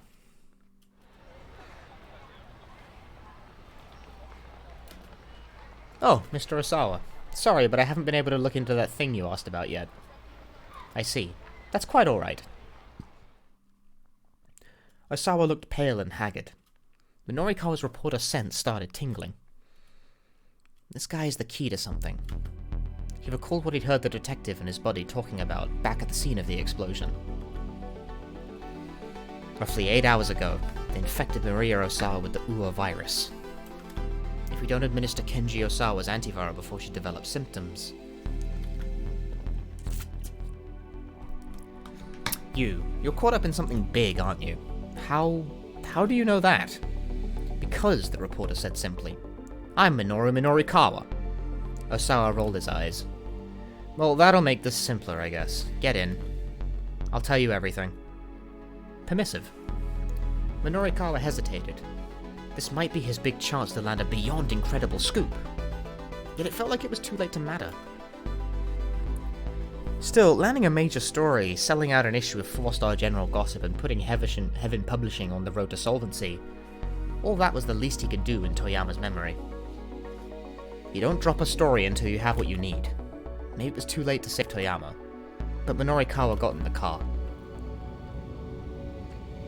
Osawa's tale was beyond anything Minorikawa had imagined. So, they send you threatening emails, devise a plan to kidnap your daughter in order to get the antiviral, and now that that's failed, they're turning to bioterrorism. Finally, Minorikawa was able to flesh out the story behind the conversation he'd overheard earlier. And as he did, he could feel a growing sense of exhilaration. So basically, they're now effectively holding all the people in Shibuya hostage and demanding the antiviral. Is that it? Before Osawa could answer, a new idea occurred to Minorikawa. Wait, hold on. Why didn't they just start by holding the whole city hostage? Why did they need to go through the trouble of kidnapping your daughter? I don't know, Osawa said, shaking his head. Perhaps they wanted the ransom money? For a mere 50 million yen? I can't imagine an international terrorist bothering for that much. You can't know how terrorists think, Osawa spat. Let's just assume, though. Could there be some other reason they abducted your daughter? Osawa didn't reply. He was probably too preoccupied with finding a way to save his infected daughter to think about anything else. Still, something about the course of events didn't quite add up to Minorikawa. But whatever the case, if the criminals were after this antiviral, then sticking with Osawa ought to bring him closer to the truth. Minorikawa was still mulling that over when they arrived at the laboratory. The two men hopped out of the car and were immediately rushed by a pair of security guards who subdued them in a matter of moments. "Hey!" Minorikawa protested. "What the hell is this?" "Unhand me!" Osawa yelled. "I'm Kenji Osawa. This is my lab!" But evidently that didn't matter to the guards. Another man emerged from the building. He and Osawa exchanged a few brief words. Judging from the tone of the conversation, this was someone who outranked Osawa at the company. "Take him away." As the newcomer looked on, the guards dragged Osawa into the building. "Hey!" Minorikawa shouted at the man as he began to walk away. "Don't you know what's going to happen to Shibuya? Don't you care? If you just stand by and let the people of the city die, Okoshi Pharmaceutical is going to be held responsible." The man stopped in his tracks. "And if that happens, you'll be ruined personally too," Minorikawa added. "You know I'm right." "That will be up for the police to decide." "You're going to regret this. Don't be a fool." Minorikawa's resolve was unwavering. His pen would mete out justice. He might have come close to forgetting what he'd once stood for. But now the old fire was back. "I see. It seems this isn't something to leave unchecked." The man gestured with his jaw. "Take him as well." More security guards surrounded Minorikawa. "Hey, stop it! Let me go!" But though he struggled fiercely, there was no escape. Once he was dragged through those laboratory doors, Minorikawa never wrote another article again. Bad wind! Bad wind! Bad wind!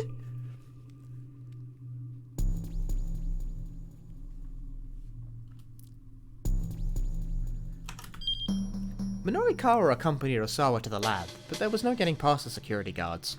And if even Osawa can't get into his own labs, there's no real reason to go there. It's Osawa who needs to decide on a different course of action here. Gee willikers, people. Yeah, the lid's not off.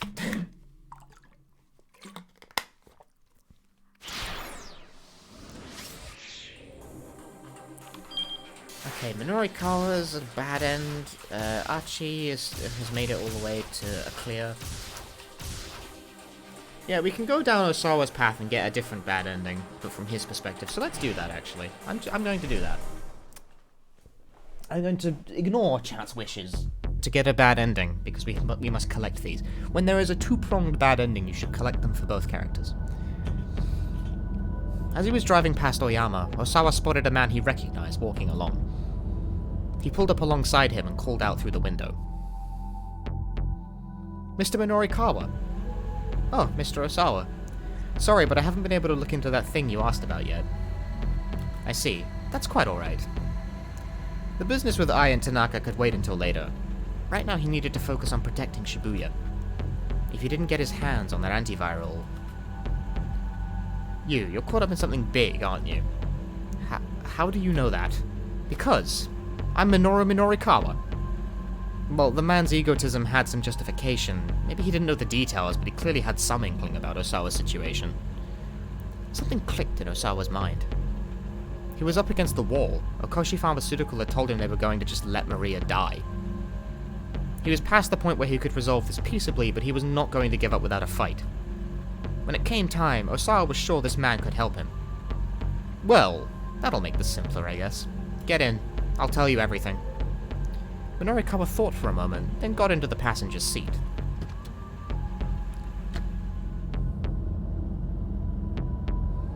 As he drove to the lab, Osawa filled Minorikawa in on all the details. The reporter listened intently, occasionally interrupting to ask a question. So how are you planning on getting your hands on the antiviral? He asked when Osawa had finished. I'm not sure. I figured I'd think of something after I got there. Minorikawa let out a nasal chuckle. Just improvising, huh? Ah well. I'll back you up. At least I know I found my way into something important.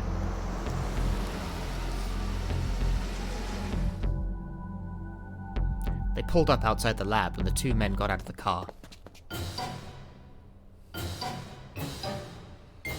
Immediately, a team of security guards burst out through the gate and forced Osawa to the ground.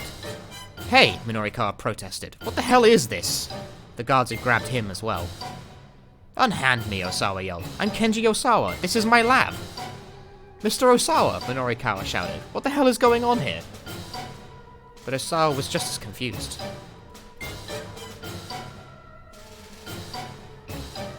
He looked up to see Makino standing before him.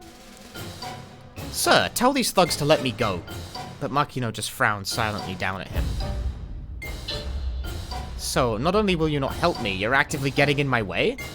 Osawa glared up at his boss. Maria's life, no, countless human lives are at risk. And there's nothing that you alone can do about that. That's what I need you to understand.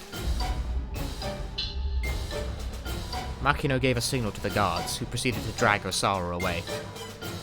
The scientist writhed with despair at his own impotence. In the end, there was nothing I could do.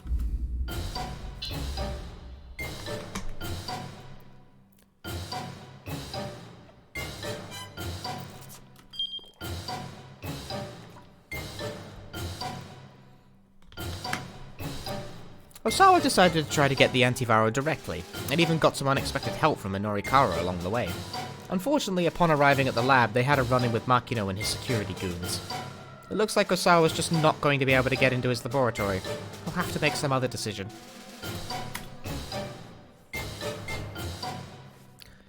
Well, now what? We can go back and fix Osawa's decision, or we can try a different character.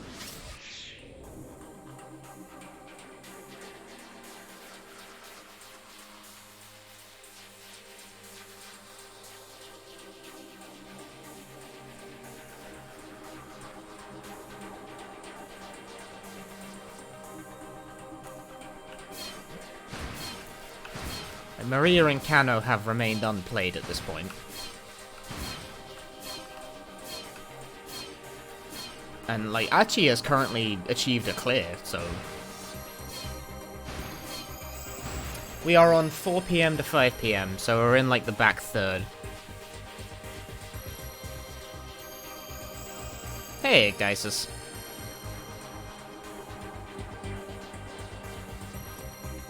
Da, da, da, da, da, da, da. Okay, we'll fix Osawa's choice.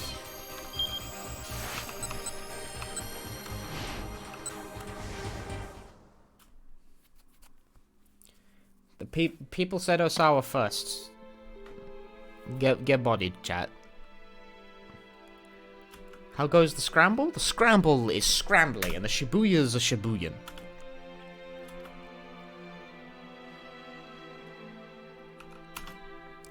Still, he'd just have to take Makino at his word. Right now, that was his only course of action.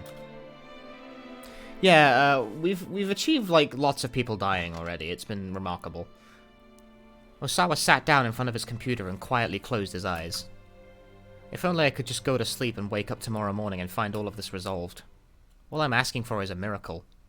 But he knew reality would never be so kind. He could hold his eyes shut as long as he wanted, and it wouldn't make this hopeless situation go away. Wait, so was that a keep-out explicitly for a bad ending? What the fuck? This game's getting mean.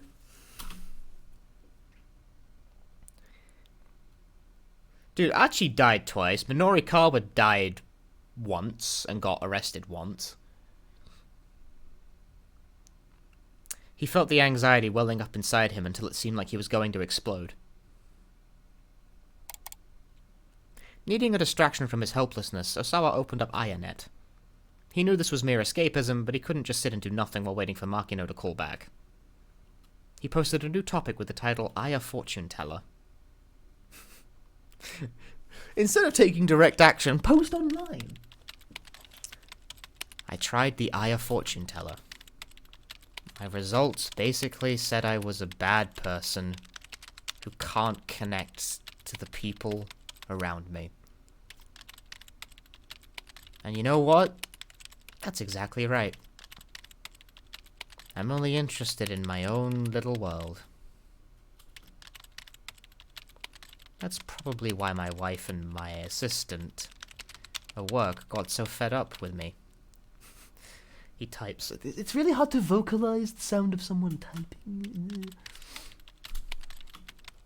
It's the same with my 2 daughters. What sort of things are they interested in? Do they have a lot of friends? What are their aspirations for the future?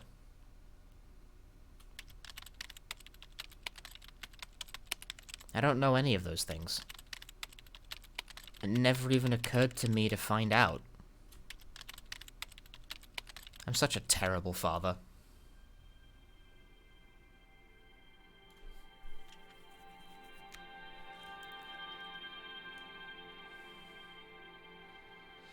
Osawa's fingers ceased their tapping on the keyboard as he thought back to when Maria and Hitomi were younger. Daddy, Daddy! The 2 girls would follow him around like a pair of puppies. Their father was their everything. That much was clear just by looking at their faces. He'd felt a ticklish giddiness at having his girls cling to him so. He'd never felt anything like it in his life. But there were times where he also found it tiresome.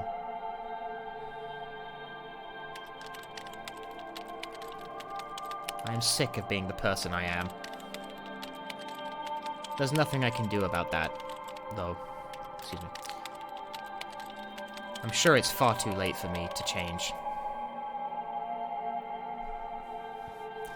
He poured out all his negative emotions into his post.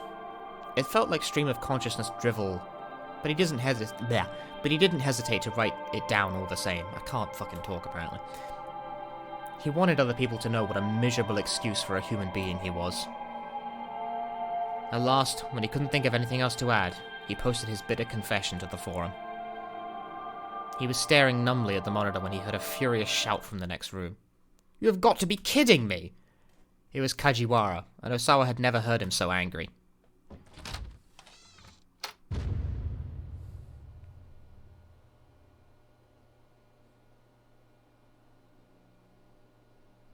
Osawa headed into the living room and found Kajiwara embroiled in a vehement argument with the other detectives. "I don't care what HQ's policy is, I will not just quietly go along with this." Kajiwara had already screamed himself red in the face. "You're out of line," snapped one MPD detective. Kiichi Sawatari, with the Metropolitan Police Department's first criminal investigation section. Having heard of Kajiwara's past deeds from friends at the Shibuya precinct, he recommended to his boss that Kajiwara be assigned to the investigation at the Osawa residence. After seeing the detective's interactions with Osawa, he is confident that his recommendation was in the right.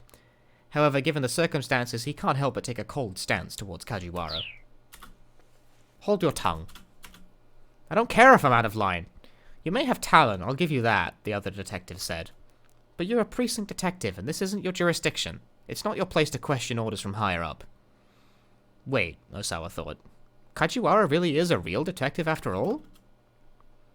Go on, explain the situation to Mr. Osawa.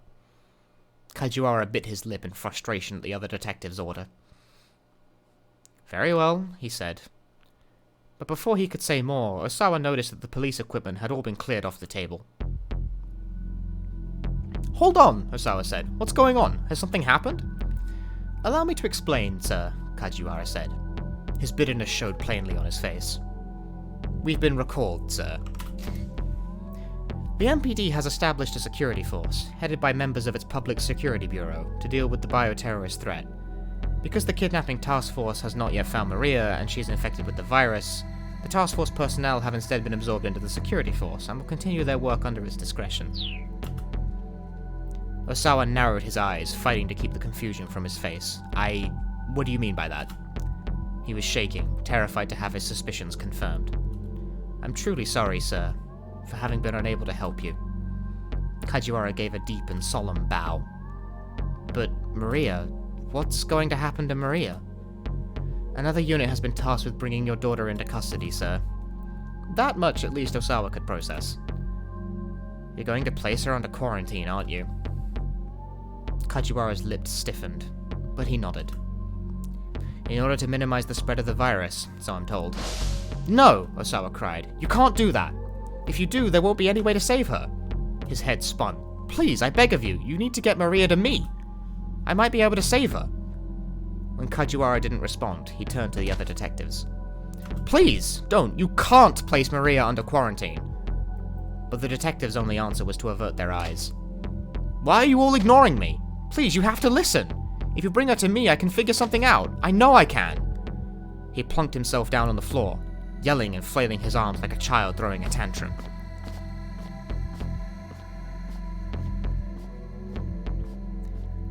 The detectives exchanged sullen looks with one another, and then walked off and left him there. He knew he must be a sorry sight, but nevertheless he kept shouting after them. Please, don't stand by and let my daughter die!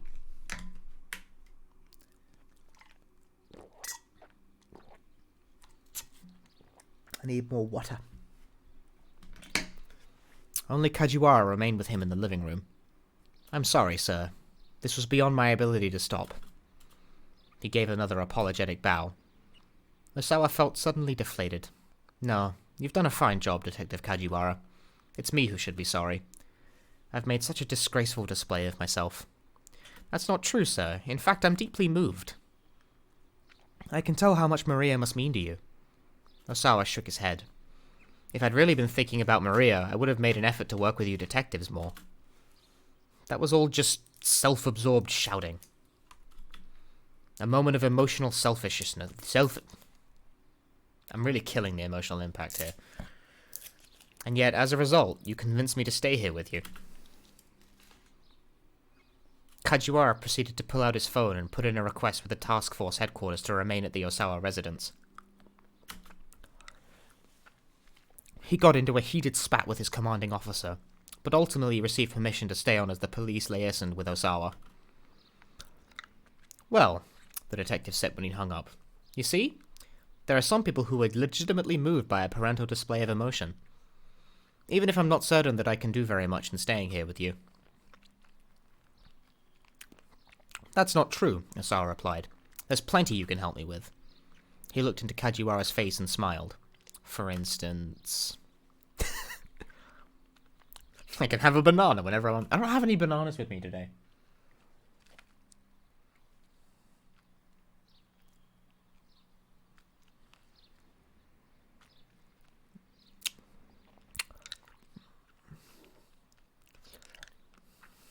Fuck democracy. Banan. I can have a banana whenever I want. Kajiwara returned Osawa's grin even more brightly. Yes, yes, of course, by all means, have as many as you like. He then produced a pair of bananas from his pocket, handing one to his companion.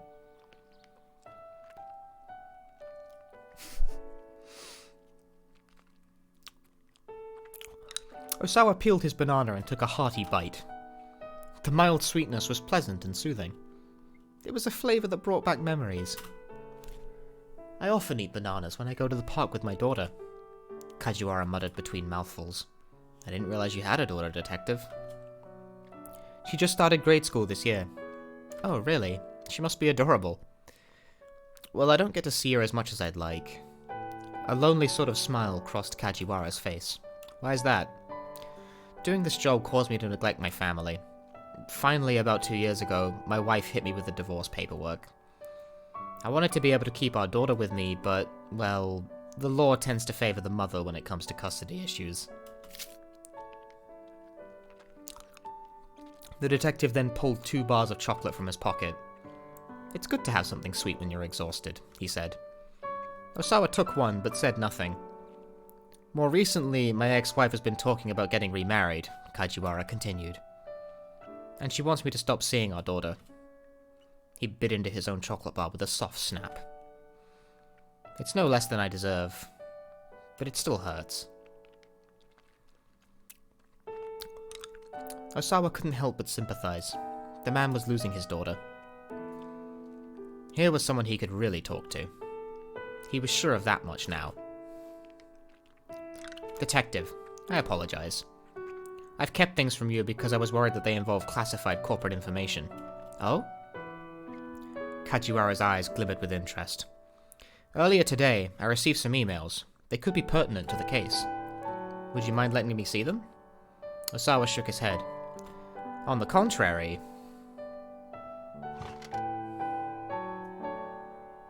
Back in front of his computer, Osawa saw that IONET was still open. Pretty Honey had responded to his forum post. Do we read post or do we not read the post? You gotta read the like, come on. Love to post online. One moment. Just let me read this. Osawa read the response. I got that same result. Do you really think it's too late? Don't give up hope. Hang in there. I can't vocalize that emoji. It's never too late. Every family has its share of problems. Like, you'll never find one that doesn't, I'm sure. When it comes to family, there's no such thing as game over.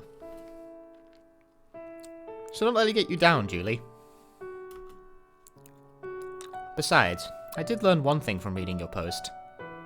In the end, a father's happiness is his daughter's happiness. Kajiwara peered into the monitor. A young girl is posting to a forum for people 40 and older? It's Pretty Honey. She always replies to my threads. The detective furrowed his brow. I see. Is something the matter? No, that last line there just has me curious is all. A young girl writing something like that. Well, that's neither here nor there, not right now. Let me see those emails, if you would. Osawa opened his email. He pulled up the images of the human testing on the monitor. Human is dead. Mismatch.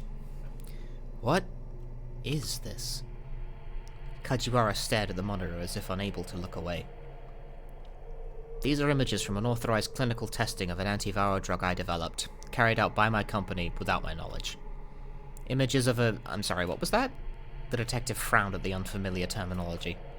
In simple terms, the antiviral is a wonder drug to combat the UA virus. Hold on, Maria was infected with the UA virus, isn't that right?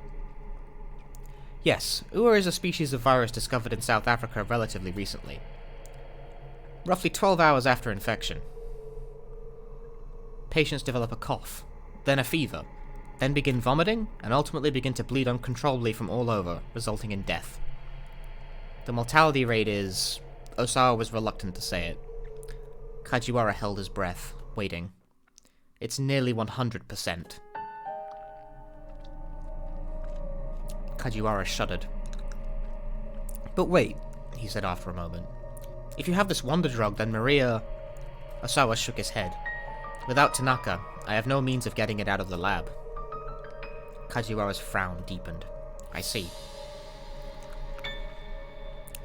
It may not be much to go on, but I think we can put together at least one piece of our little mystery here. Something difficult or impossible to explain, an enigma. You'll see plenty of books titled The Mystery of Such and Such or The Secret of Whatever on a bookstore shelves, but when you read them, you're invariably disappointed by the mystery not being that mysterious after all. Pardon me one moment. Kajiwara inspected the email address of the sender A, then brought up the mail header. You don't see email addresses like this much. It's seemingly from a foreign country, but that may be fake. You can tell that just from the email? The detective flashed a little grin. Take a look here. So if we just do this, and then this... His fingers flew over the keyboard, calling up the header details. Hacking in progress! Singling out the received from field. This set of 4 numbers at the bottom is the sender's IP address. Think of it as an ordinarily hidden location marker of sorts. I don't think that's how that works.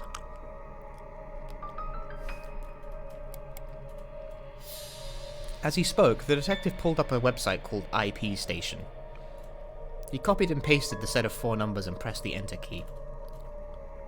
The monitor showed the name of the provider, connection method, and other such details. a vendor that provides an internet connection service. A typical internet connection requires a dedicated line. Customers who do not already have one must make a contract for one with the provider. When the provider establishes your connection to the internet, you are assigned an identifying number called an IP address. That's a bit simplified, but okay. Osawa couldn't make heads or tails of most of it, but one thing drew his eye. Access point, Shibuya Ward, Tokyo. Kajiwara went into the email's program options and checked the server info for Osawa's connection. Deep furrows formed in his forehead. This is the same provider that you use, Mr. Osawa. What does that mean? What kind of internet connection do you have here at your house? What sort? Well, it's plugged in over there, but... Osawa pointed at the router. And does everyone in your family use that same line? Yes, I think so. Kajiwara opened up a command prompt and typed in ipconfig, a literal prompt for users to issue computer control commands via a keyboard instead of mouse, also frequently used to refer to the window or program allowing for such. Okay, so, if the same numbers we saw before pop up here, that's a bad sign. Oh? Osawa stared at the monitor. Kajiwara pressed enter, and a black window covered in white alphanumeric characters appeared. Excuse me. What the heck? Kajiwara muttered under his breath. Wait, what's going on? Osawa asked. Explain simply so that I can understand. Faking an email address is simple enough, but the typical person wouldn't be able to fake an IP. Why not? It's very likely that these emails were sent from another computer inside this house. Osawa had to stifle a gasp. The emails had been sent from his own house at around 11 o'clock that morning. Since Osawa hadn't sent them himself, that left only one possible culprit. I. Suddenly his phone rang, nearly startling him out of his seat. Makino's name showed on the incoming call display. Osawa quickly picked up. Is there an update on the emergency board meeting? He blurted. Makino's voice was quiet and subdued. I tried pulling whatever strings I could, but to no avail. I'm afraid holding a board meeting today just won't be possible. The phone fell from Osawa's hand. His only possible means of saving Maria was now gone.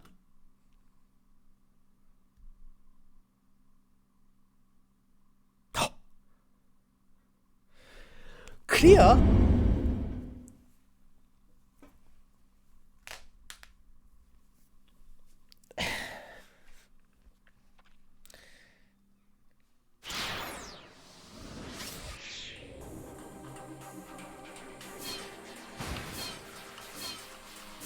Pick a new character while I take a piss and refill my water bottle, okay? Okay, thank you very much.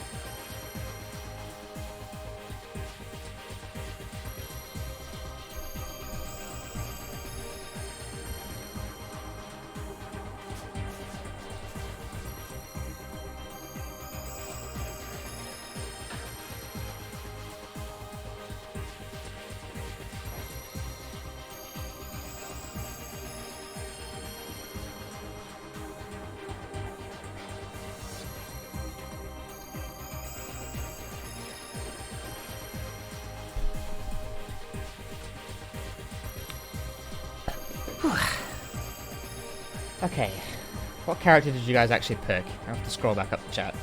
Maria, Kano, Maria, the dead girl. I think that means Maria. Maria. Okay, I think I get the idea.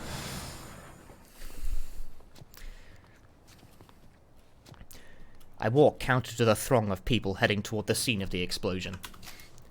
The explosion happened in Shibuya-kyu, Jinnan Ichome, near the intersection of Koen-dori and Organ Hill.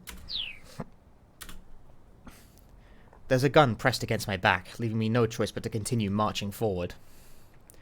I don't have time for this right now. There's something I need to do. My frantic sense of urgency grows and grows. Kanan. The only clue I have is that name. The other hazy snippets that have surfaced in my memory provide no answers.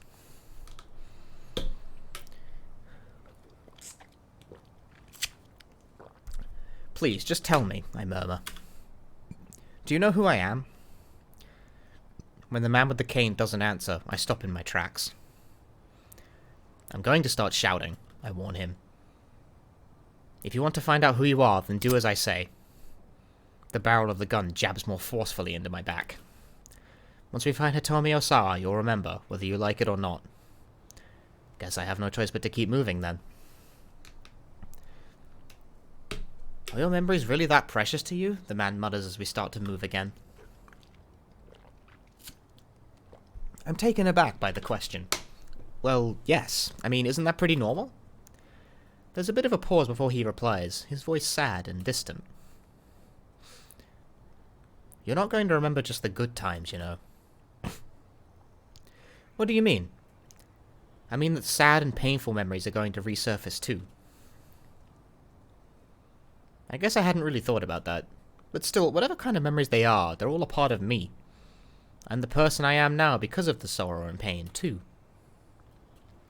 I want to remember. I want to remember who I am. The gunman directs me dispassionately along a series of quiet side streets. Right here. I stop at his words. In front of us is an old multi-tenant office building. We ride the elevator to the 8th floor, then use the emergency exit to take the stairs up to the rooftop.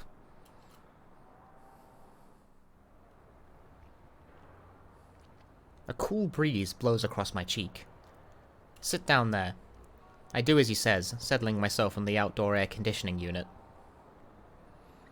The man lowers his gun, but keeps it in hand. We'll wait here for a bit. For how long? He lets out a rueful chuckle. Guess we'll have to wait and see. I decide there's no point in trying to fight with him. For now I have to hope he's telling the truth, and whatever's coming will help me get my memories back. If I don't know my past, how can I know what to do about this Kanan stuff, or anything else? I stare up at the sky as I wait for whatever this assassin is waiting for. The silence between us is suffocating.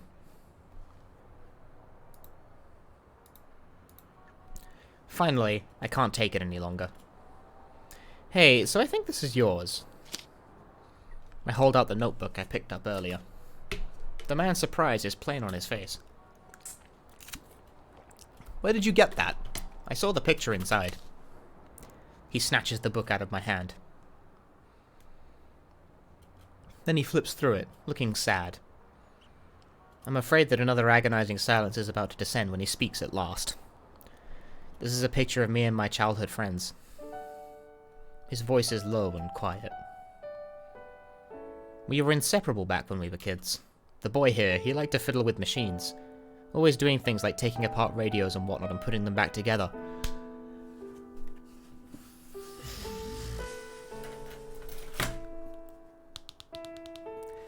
Mosh Moshi! I get it now!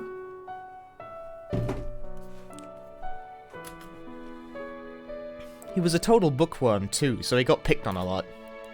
But I was always there to save him from the bullies. All of a sudden, the guy's in a sharing mood, I guess. I can feel his aura of murderous rage starting to abate. The girl here was the same age as us, but she felt more like a big sister. Whatever stupid things my other friend and I got up to, she was always willing to laugh it off.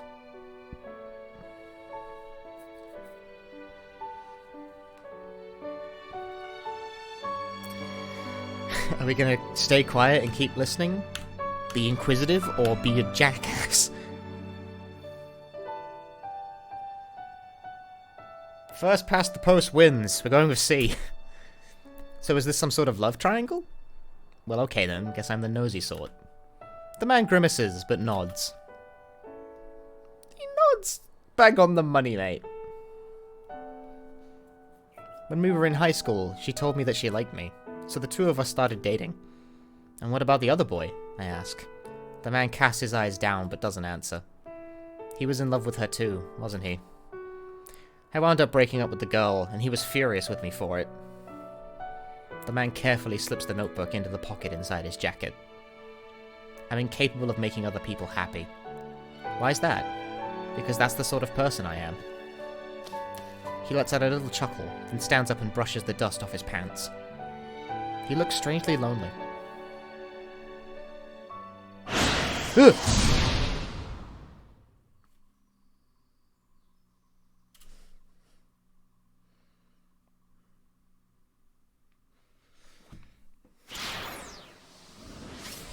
I'm sitting here trying to fucking enjoy a story, and then the game's like, no. That's what it feels like playing Shibuya Scramble sometimes. It's like I'm reading a book, but every so often the fucking book just goes, no. Read a different book and come back later. Well, there's only really one option at this point. I mean, well, I guess we can also go back to Minorikawa, but I don't care. There's one option.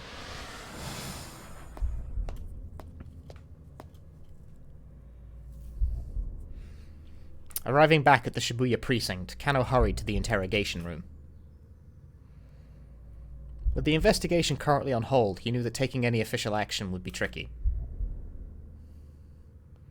If he was going to break through the stalemate, he was going to need Tateno's help. The abduction, the ransom, the attaché case relay, Maria's release, and then Tanaka's death. Maybe Tateno would be able to figure out how all these elements were related. Minorikawa is not a no. Minorikawa is a kawa, not a no. Stupid fucking...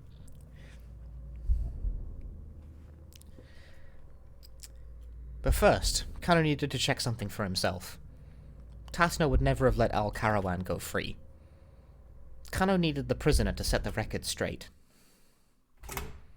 Mino ends in a no, but that's not his full name. It's Minorikawa.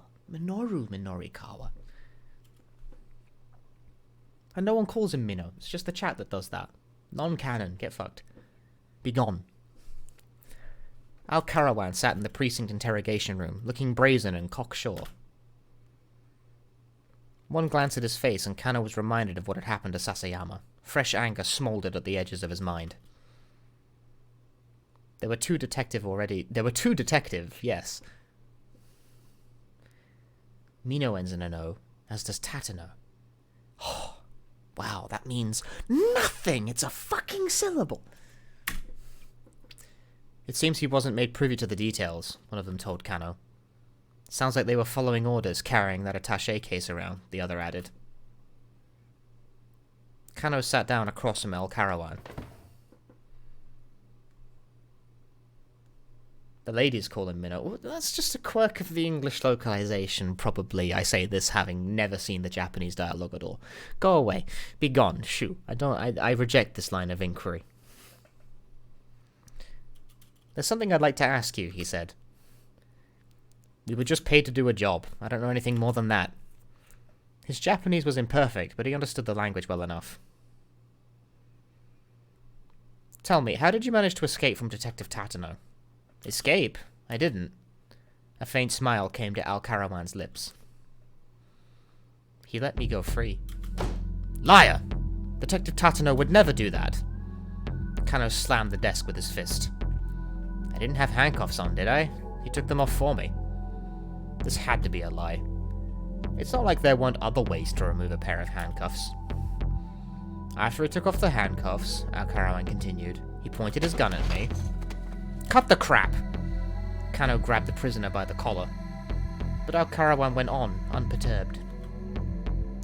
He kept the gun pointed at me, but he didn't pull the trigger. So that's when I ran. Why would Detective Tateno want to shoot you? Because I saw him. Saw him? Saw him do what?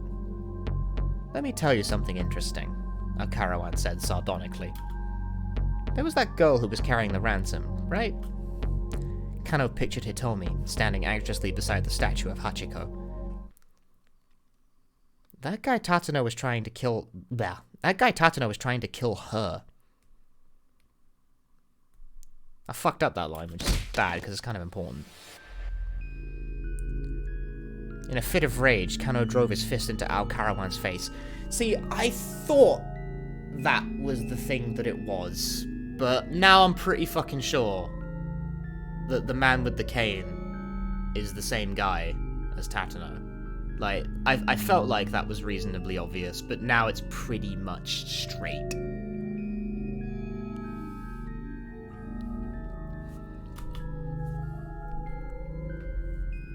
Because, like, that adds up a lot, actually. In a fit of rage, Kano drove his fist into Al Karawan's face. His colleagues rushed to interpose themselves. Kano, calm down! Knocked to the floor, Al Karawan gingerly fingered his split lip. And after I gave you such good info, too, he grumbled. Detective Tatano was assigned to protect Hitomi Osawa, Kano shouted. You can't expect me to believe you're rubbish. The plot thickens deeply here. So the man with the cane is Tatano. Endo was expecting a brain-dead girl to turn up at the hospital with Bombay at 9, which puts an interesting time limit on the game's events. And those two knew each other when they were childhood friends, so...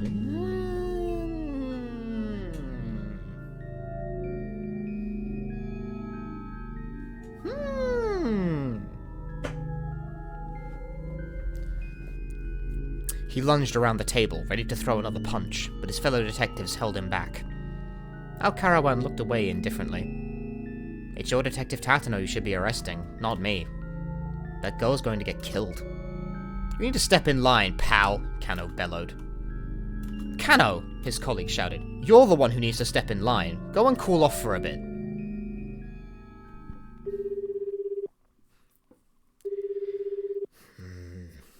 Expelled from the interrogation room, Kano immediately pulled out his cell phone and called Tatano's number. Please pick up. He clutched his phone tight, pleading under his breath. But Tatano didn't answer. How unexpected. How could he not pick up the phone? Kano sat down in a chair in the hallway in a bit of a daze. He found himself holding the present Sasayama had gotten for his wife. I have to do something. I just don't know what I'm supposed to do. His restlessness gnawed at him like a rabid animal. Hey, Kano. He looked up to see Kuze standing beside him, his expression grave. I have an update on Sasayama, the director began. Kano swallowed the lump in his throat. Cue to drink.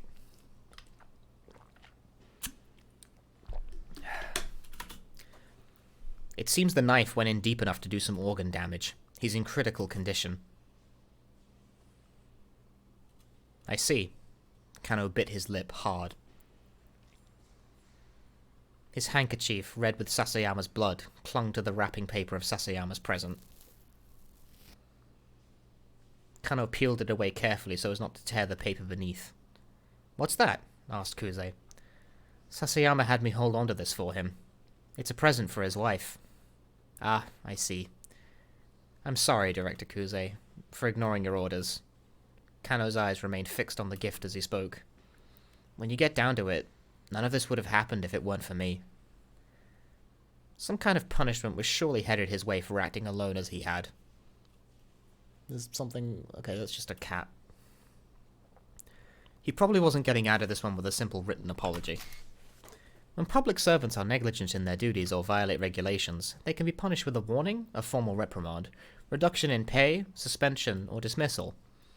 In the case of a warning, in addition to the remonstration from a direct supervisor, the individual must also submit a formal letter explaining the relevant details and assuring that it won't happen again. In my line of work, you just get fired. Bokuze calmly shook his head. What happened to Sasayama isn't your fault. Don't blame yourself. As far as this case goes, I've been given quite the runaround myself. There was a rare note of vulnerability in Kuze's voice. The higher-ups have barely let any information trickle my way, but they're still ordering me around non-stop. It's a real pain in the ass. Kuze fell silent, ruminating. The quiet lingered between the two men for several moments before he abruptly spoke again. Oh, right. I'd like to get your opinion on something. So, Mamoru Tanaka, who we found in the minivan, you know? What you think? Should we order maybe release his name to the media? Kuze had slipped into his childish register. He was clearly exhausted. After dealing with the kidnapper's baffling actions and too much meddling from the higher-ups, even a veteran like Kuze is just beat. But that's not the only reason for his exhaustion. Kuze has a brother, 6 years his senior, who despite being nominally mature, refuses to get a real job and shows no inclination to settle down with a family. He walks around town day after day, dressed like a hippie and treating passers-by to songs he's written.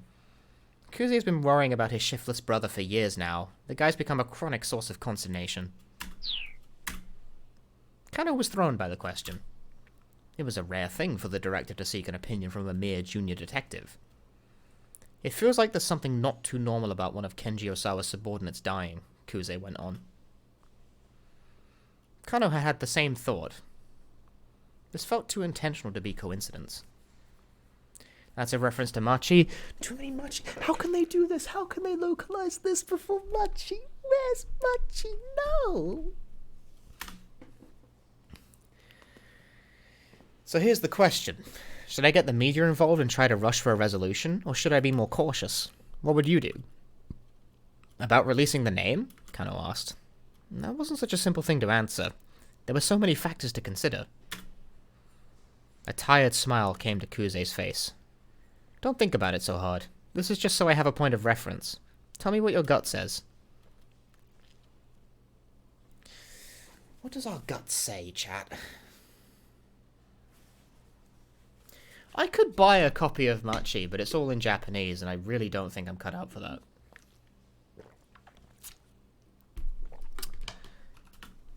I think we should hold back for now.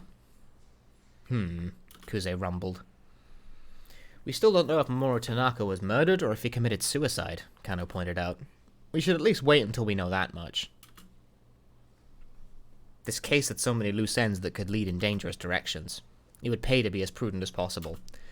I would not stream Machi, and I also don't know how I would be able to do that. Like, I can't read Japanese well enough to pull that off. I just can't. I'm not good enough at it. Kuze paused for a moment in thought, then nodded. I see what you mean. Alright then. Then, without another word, he headed back toward the conference room.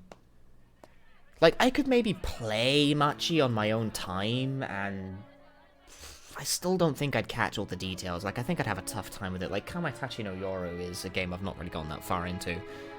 And that's proven difficult.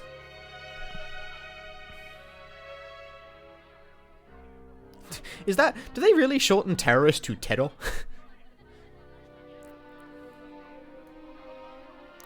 On the TV, the governor's press conference was still going on.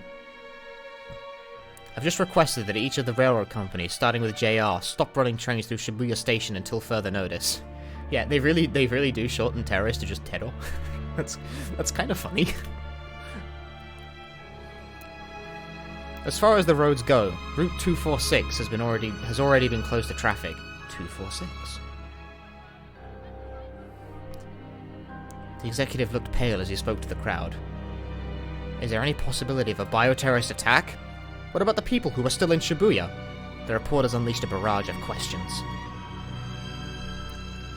Yeah, no, this game has lots of complex text in English. In Japanese, oh, I'm not up to it. I'm really not up to it. Tokimeki is actually pretty light fucking reading by comparison. Like, Tokimeki is a game, in terms of the reading level, I would describe as being pretty, like, middle of the road. Like, on the one hand, you've got your, terrorism. Ah, well, yeah, of course. Like, terror.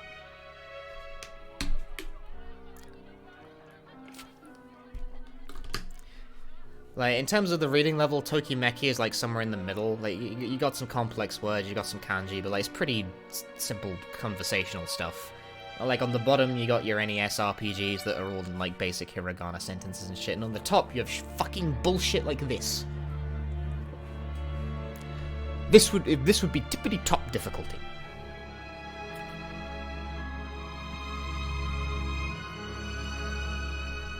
As I've already made clear, this is not a complete blockade. Because modern Japan does not have a system for enacting martial law, there are a few ways that the government could effectively quarantine Shibuya. In the case of a potential viral infection, the infectious disease law allows for the city to be partitioned into areas of restricted movement. If the authorities do not want to acknowledge the existence of the top-secret virus, however, taking such an action would be rather tricky legally. Terror is short for terroristo, terrorism. Hey. Of all the things to Gairaigo... Terror. There's nothing to stop anyone from leaving Shibuya on foot. Isn't what you're describing de facto martial law? Spat one reporter. Of course not, the governor snapped. You should be well aware that martial law is illegal. I couldn't declare it even if I wanted to. If you wanted to? So this is a bioterrorist issue then? I never said anything of the sort. The press conference was devolving into chaos.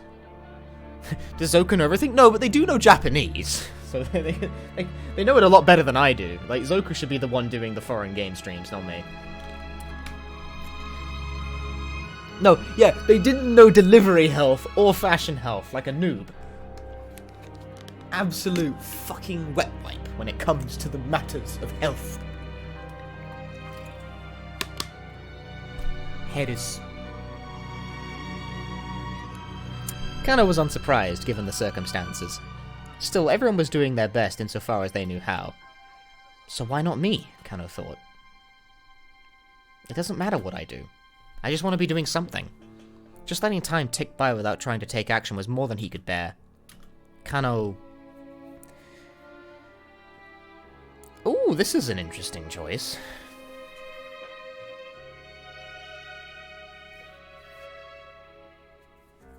Do we check in on Sasabuddy? Do we deliver Sasayama's gift like he asked, or do we call Rumi? See, this is a choice that seems significant.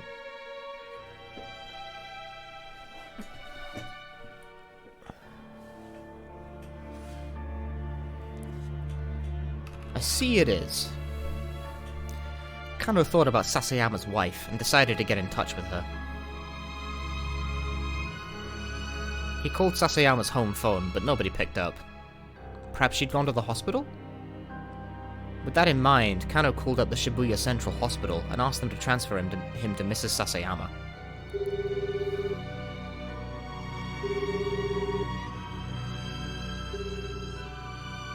After a little while, a woman's voice came through the receiver. Yes, this is Mrs. Sasayama. Her voice was thin and reedy. My name's Shinya Kano. I work with your husband on the force. What happened? He didn't know what to say. He couldn't find the words. I wish that I'd been there, when he'd gone to make that arrest, he blurted out at last. I should have tried to get there and back him up sooner. If it hadn't been too late... He trailed off, hoping he hadn't said too much. Sasayama's wife answered in her gentle, quavering voice. Thank you so much for your concern. I'm glad that my husband is lucky enough to have a colleague like you. No, I couldn't... I married a detective, Mr. Kano. I prepared myself for the possibility that something like this might happen. But she certainly didn't sound like she was prepared. Kano felt a biting pain in his chest. Your husband gave me something to hold on to for you. I'd like to give it to you, if I can. Oh? Well, certainly, but I'd like to stay here by his side today, if possible. Of course, I'll head on over to the hospital myself then. I hope you don't mind if I pay a visit? Oh, of course not. Sorry to trouble you like this. Thank you so much. Kano hung up, then hurried out of the precinct. Well, we're going to the hospital anyway, guys. Hana! As he was making his way toward the hospital, Kano spotted a girl sitting on the pedestrian overpass. She looked like she was on the verge of tears. Concerned, he stopped beside her. Are you waiting for someone? He asked. The girl simply bit her lip and said nothing. Are you lost? Do you need a policeman? The relatively low crime rate in Japan, combined with rather high police personnel numbers in Tokyo, mean that officers, particularly beat cops, often have plenty of bandwidth to deal with more minor issues. Again, the girl gave no answer. Where did you come from? Kano tried. Still nothing. He had just decided to go and call for a female officer when the girl hesitatingly spoke at last. Heaven Publishing. After a little coaxing, she told him where that was. It turned out it was on the way to Shibuya Central Hospital, not too far from where they were now. Why don't I take you there then? Kano said. I'm already headed in that direction anyway. The girl seemed a bit reluctant at first, but eventually she agreed to go with Kano.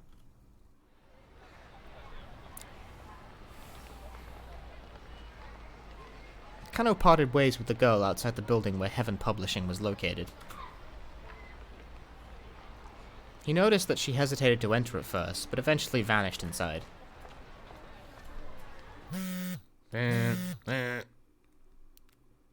Kano's phone rang as he was about to continue on his way. When he peered at the incoming call display, his heart nearly stopped. There was Tatano's name. Kano quickly pressed the button to accept the call. Detective Tatano? Detective Tatano, is that you? There was a whole mountain of things Kano wanted to ask. Just what had he been doing this whole time? Why did he let Aokarawan go free? And what had happened to Hitomi? But while he was trying to decide what question to pose first, Tatano spoke. I've secured Maria Osawa. That's not a jump. What?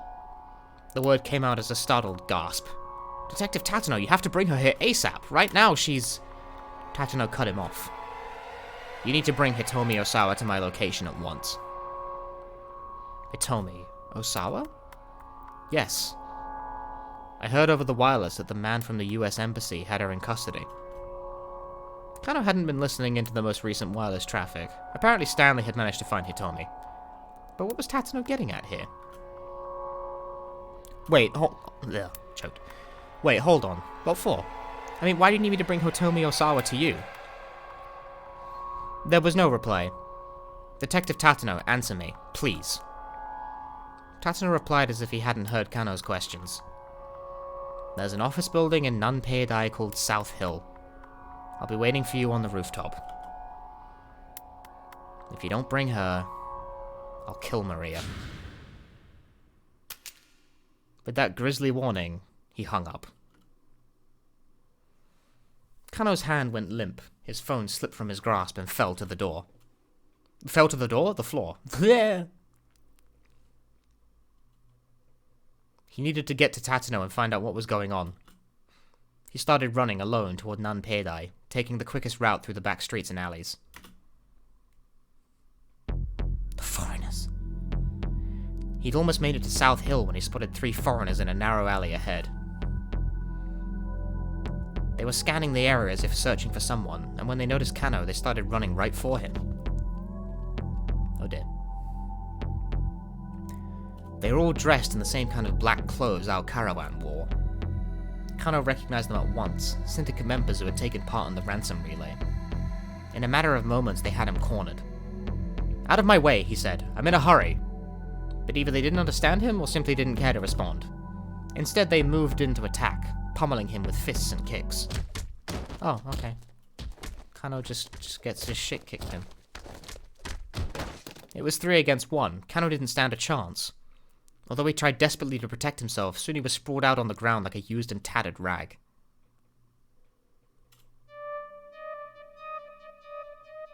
The man left him where he fell. As they jogged into the distance, he could see them searching again. The deserted alleyway grew quiet as the storm's aftermath. I need to get to Tatano. He strained to reach out for his cell phone, but he couldn't move any of his fingers. Well, Kano just died. He got the shit beaten out of him. Did I even get to make a choice there? En route to Nanpei-dai, Kano crossed paths with Aokarawan's cronies and got badly beaten. Ironically, these crooks hadn't been looking for him. Someone else had led them to Nanpei-dai, and Kano wound up paying the price as a result. Who led them to Nanpei-dai? I don't think I know that yet. Kano make... Okay, no, Kano made choices, but they didn't seem meaningful.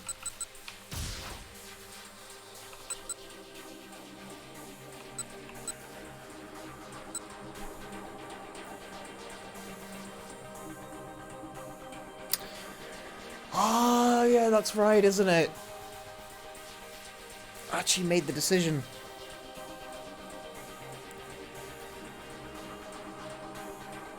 That choice was fake-ass fucking news anyway, man. What's the bet that going straight to the hospital fucks everything up on Archie's path? What is the fucking bet?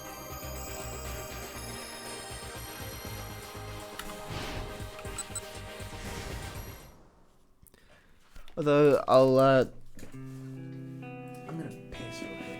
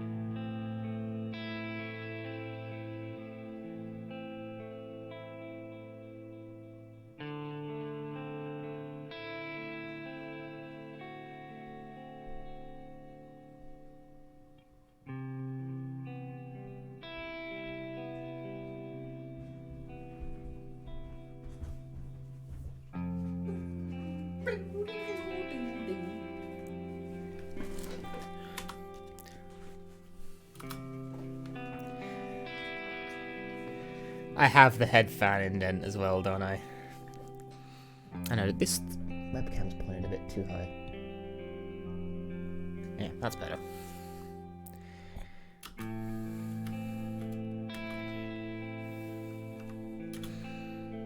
So yeah, how about we drop by the hospital for a bit? The emotions Archie had been trying to hide now came welling to the surface. We'll go see Suzune, and after that we can go look for your sister. Would that be okay with you? That would be more than okay with me. And at long last, Hitomi smiled at him.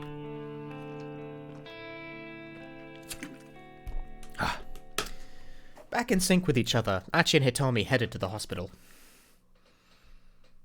You liked seeing my sweatpants? These are jeans, dear.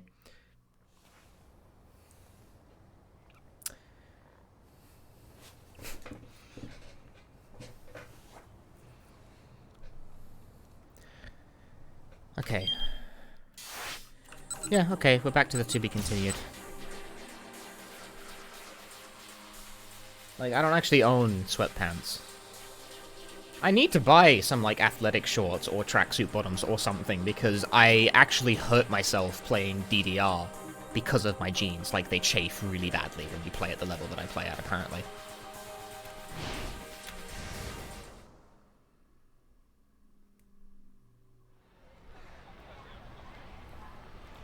I have some comfy pants? Yeah, but they're not really things I can wear, like, to an arcade. I need to buy some... I need to buy things. I need to buy clothes. I haven't bought clothes in so long, dude. I don't know how this works. I don't know my waist size.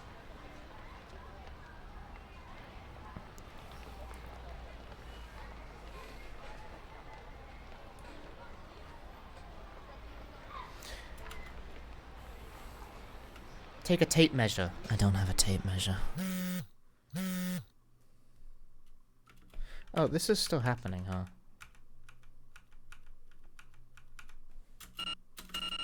What? I can't proceed forward automatically? Oh.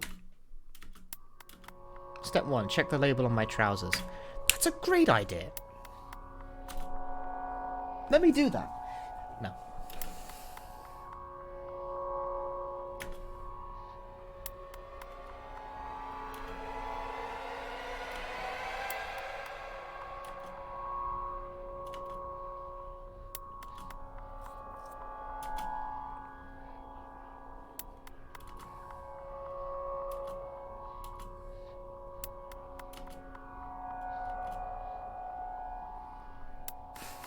You would not protest an underpants stream.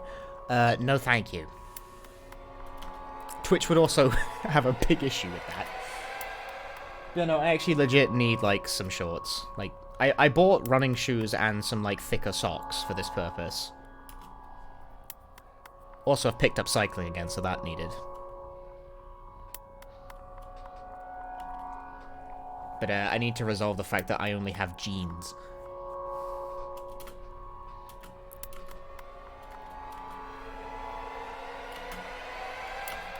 Like, I actually kind of lack for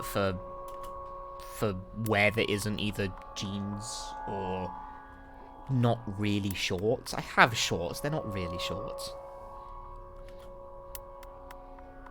They're more like trousers that are now small.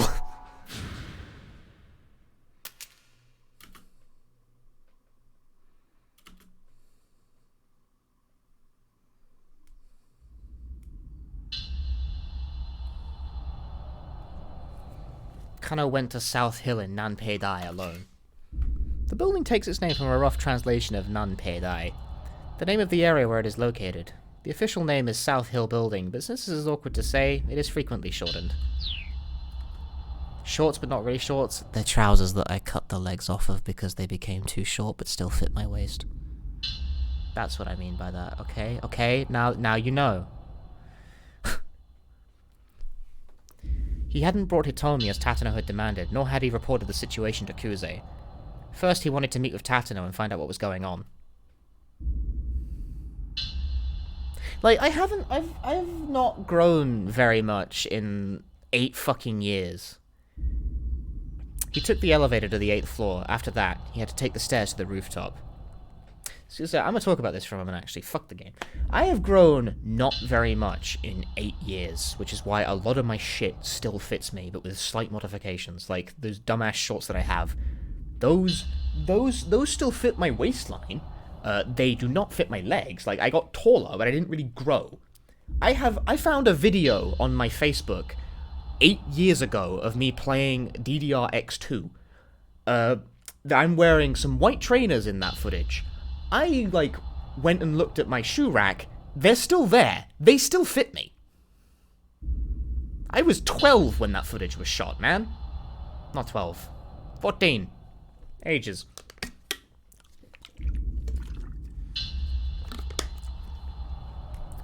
It's like, how the fuck does that still fit me, man? And despite this, right, I bought a shirt at ESA 16. That doesn't fit me anymore. It's way too small.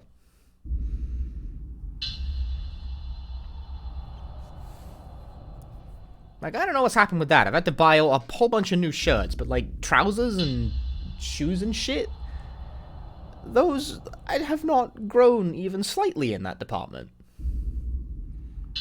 Like, I got taller. That's it. That's all that happened. I didn't change size. I just got taller. Slightly. I'm still very short. As he made his way up the steps, he tried to imagine what Tatano might want with Hitomi. How tall is short? I'm 5'5". He hadn't noticed anything suspicious about the senior detective in the lead-up to the stakeout at the Scramble. I'm not short. Zoku, let's be real here, okay?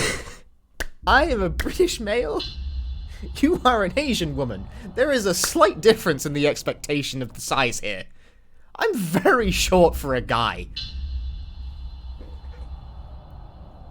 I'm shorter than most women.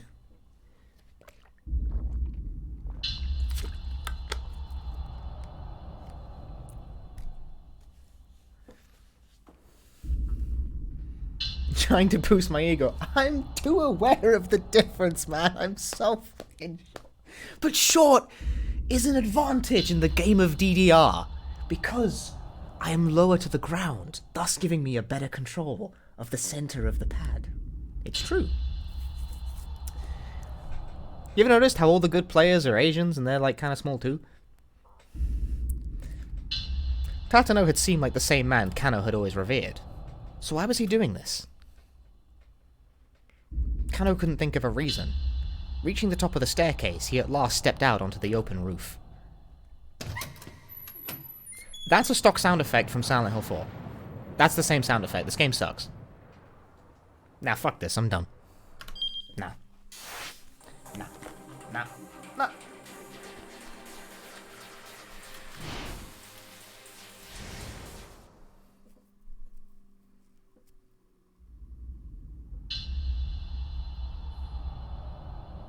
Shit.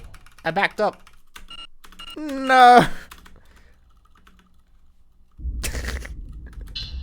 Oops. I backed up the path by accident. I have big brain. We can hear the sound effect again.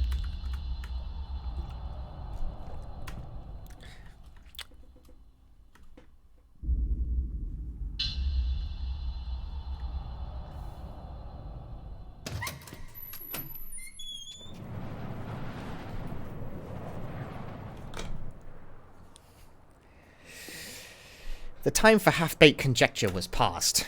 Kano would lay his doubts at Tatano's feet. Then soon enough, everything would become clear. Inwardly, Kano did his best to convince himself of that. A warm breeze blew against his cheek. He took a look around, but saw no sign of Tatano. Detective Tatano, where are you?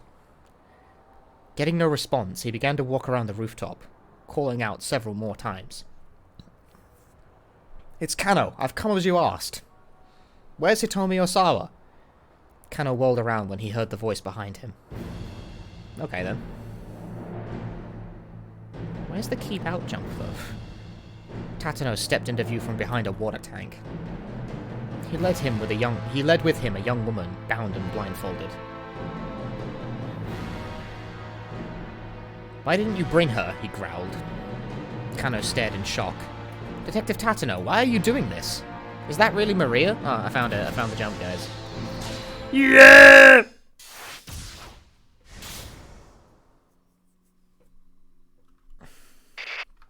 I gotta stop doing that. I disagree.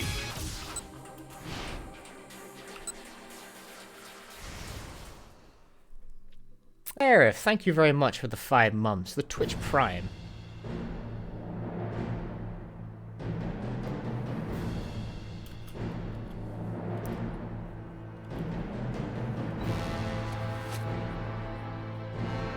There was no doubt about it.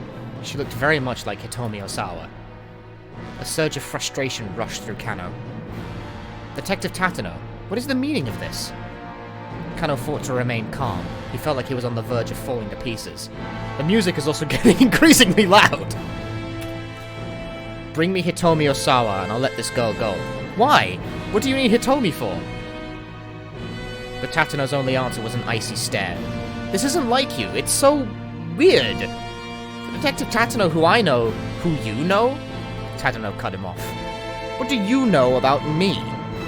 I know what sort of detective you are, sir, because I've modeled myself after you for my whole career. The older man's expression remained stony. Don't you remember? Kano went on. That time when you risked your life to talk down that man who barricaded himself inside that office? Ever since then, you've been my... Tatano interrupted him with a sudden burst of laughter. You really are gullible, you know that? You can only see things the way you want to see them. What do you mean by that? The truth is, I didn't even care if I died doing what I did. That's why I doused myself in gasoline. Tatano's voice had gone low and quiet. That was no display of heroics, it was more attempted suicide than anything else. I wasn't thinking about the other people still inside the building. It's just a coincidence things turned out the way they did. So then if you made a single misstep, then everyone in that building might well have burned to death. You're lying, that can't be true. Kano shook his head insistently. I don't have time for this conversation. Tatano pressed the barrel of his gun to Maria's head. If you don't bring Hitomi Osawa to me, believe me, I'll blow her brains out. Please, stop this, Kano shouted. But there was no hesitation in Tatano's eyes. He looked like he really would shoot Maria if Kano didn't do as he asked. Hurry up, bring Hitomi to me. Can't you at least tell me what's going on? Go now, or so help me, I'll shoot. Kano drew his own gun from his jacket. I know you, Detective Tatano. I know there's some meaning behind all this. Kano's words came out as an imploring croak. You think you can shoot me? Tatano spat. letting Ao Carawan go free, taking Maria hostage. This has to mean something. Sweat made Kano's hands slick where he clutched his gun. I asked if you think you can shoot me. I've always looked up to you. You were the sort of detective I wanted to become. Kano's view of Tatano began to blur as tears welled in his eyes. Can you shoot me, Kano? I can! Even as he cried, Kano stood resolutely, doing his best to stare down the older man. He set his finger squarely on the trigger and pointed his gun at Tatano's forehead.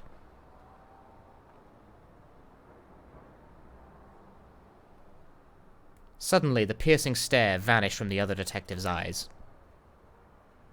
I've got to give you full marks for that, Kano. Tatano smiled thinly. I'll tell you then. I'll tell you why I'm doing this.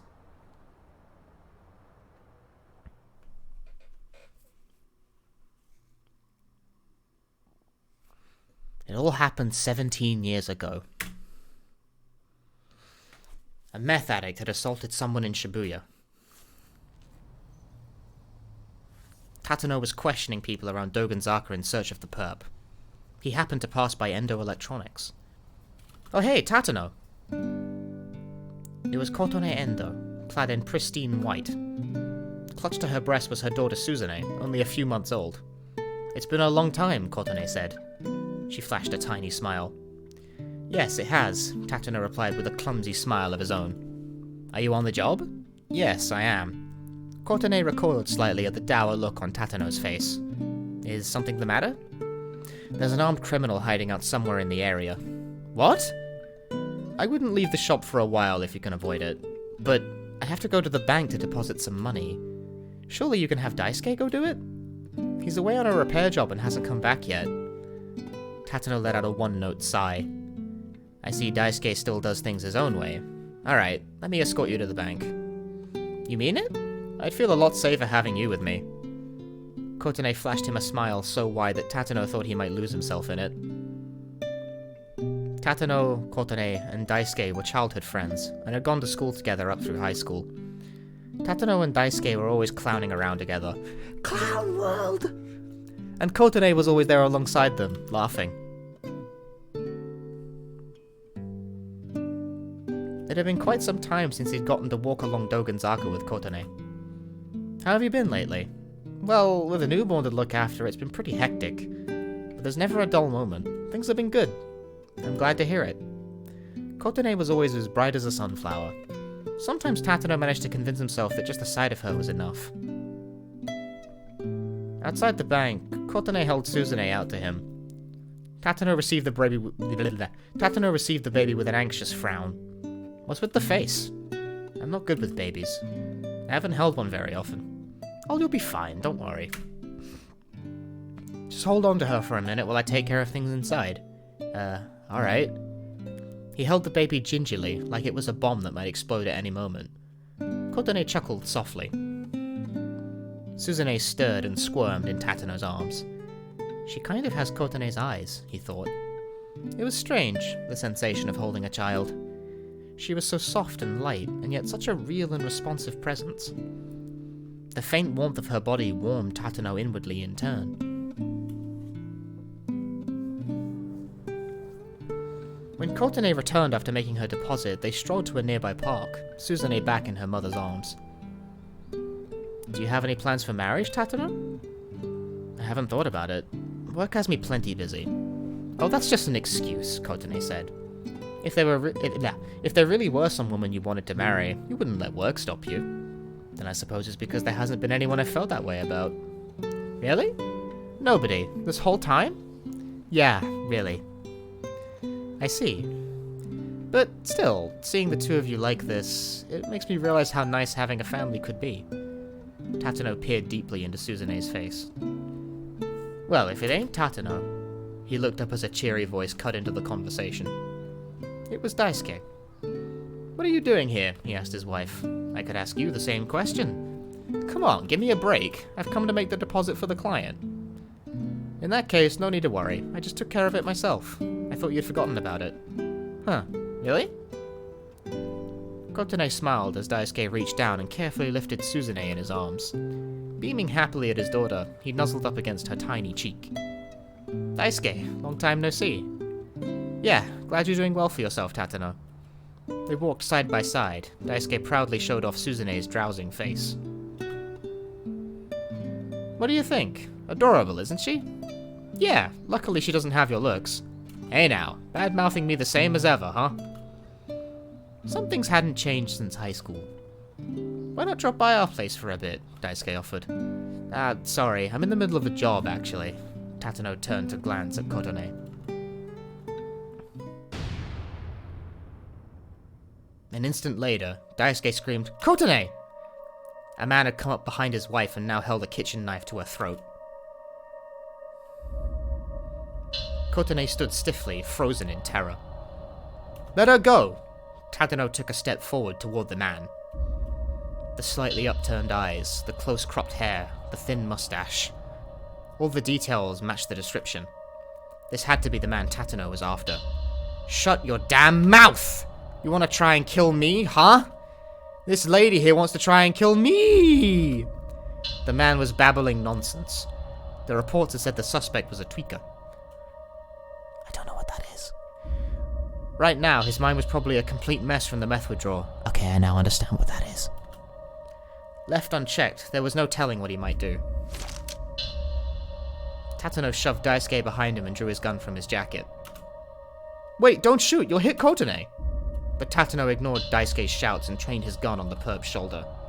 He was confident in his marksmanship. He'd never miss at this range. Tatano, please, back down! Daisuke pleaded, Suzune still clutched in his arms. I beg you! I can't, Tatano hissed under his breath. This isn't someone we can reason with. The assailant began waving his knife about. He could stab it into Kotone at any moment. That's a grisly shot, mate. Tatano had to take the shot now. He aimed for the shoulder of the arm the man held his knife in. Tatano, stop! Daisuke shouted. Don't do this! For a brief moment, Tatano's eyes met Kotone's. He thought he saw her give a tiny nod. Don't shoot!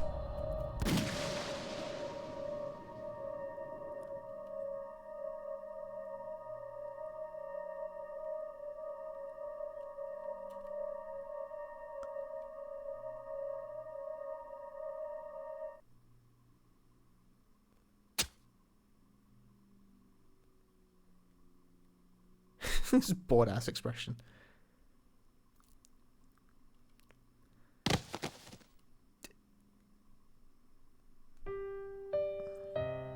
It was all over in an instant. By the time Tatano had the perp subdued, Kotone's white shirt was soaked through with red.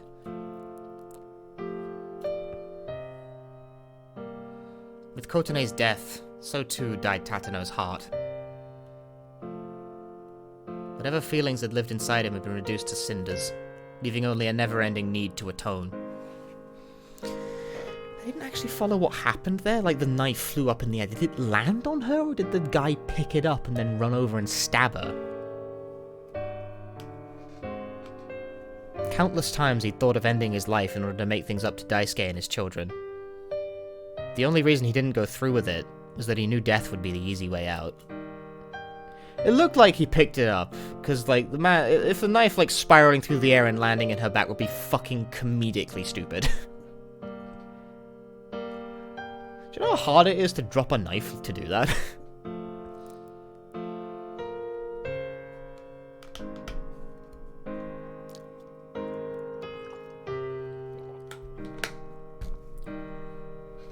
I don't know, have you ever been shot before? Like, I haven't. And I would probably freak out immensely, but I'm told if you get shot, you don't necessarily feel it straight away.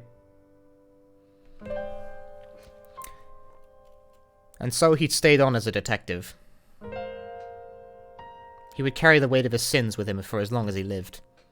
This was the sentence Tatano gave himself.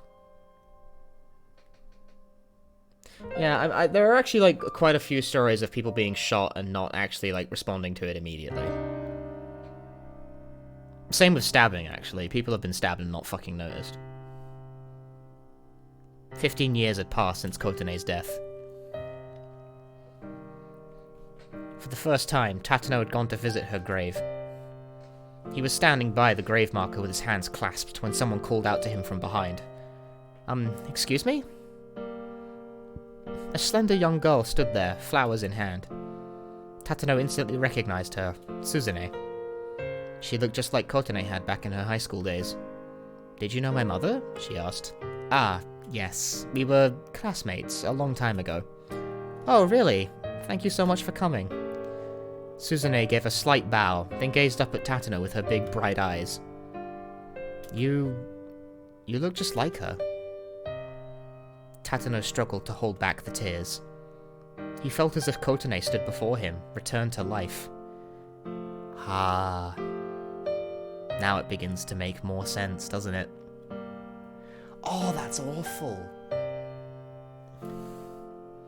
My father tells me the same thing all the time. I'm sure once you're all grown up, you'll be just as beautiful as she was. A forlorn smile came to Suzune's face. Once I'm grown up? Well, I don't think that's going to happen. I guess I really do have a lot in common with my mother. Including the part where I'm going to die young. Fucking hell, Suzune! Don't be ridiculous, Tatano exclaimed. Why would you say such a horrible thing? Suzune took a step backward, looking shocked to be rebuked by a stranger. My apologies, he said hurriedly. I didn't mean to startle you. No, it's alright, Suzune murmured, clutching the flowers close. Honestly, it's not something I like to talk about myself, but I'm sick, so there's not really anything I can do to change it. Sick? I have a heart condition. A generic expression for illnesses pertaining to the heart, also referred to as heart disease. Includes things like heart failure, valvular heart disease, and so forth. A transplant is the only thing that can help me, but my blood type is a little bit weird, and it doesn't look like they'll be able to find me a compatible donor.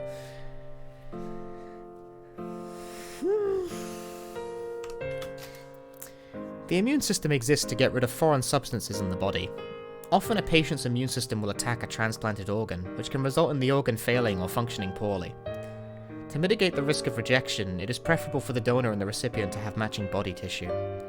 In the case of a heart transplant, characteristics such as blood type and pre-sensitized antibodies, human leukocyte antigens, must be screened ahead of time. Why do all these people... There are exactly 2 people with the same blood type in the story so far. 2. It's Maria, and it's Suzune. I don't know if Maria has the same blood type. It would make sense if she does, but I don't think being twins guarantees that. I don't actually know how blood type is... How... Is blood type, like, hereditary? I don't know. I don't know what my blood type is. Not really. I didn't think so, but, like... Fraternal twins can differ in blood type. Okay. Semi-hereditary. Okay, okay. Game specifically mentioned it. Yeah. Okay, so Maria probably doesn't have it. There's no reason to mention that detail. If she does, if it was identical, then that would make... Okay. Think it through.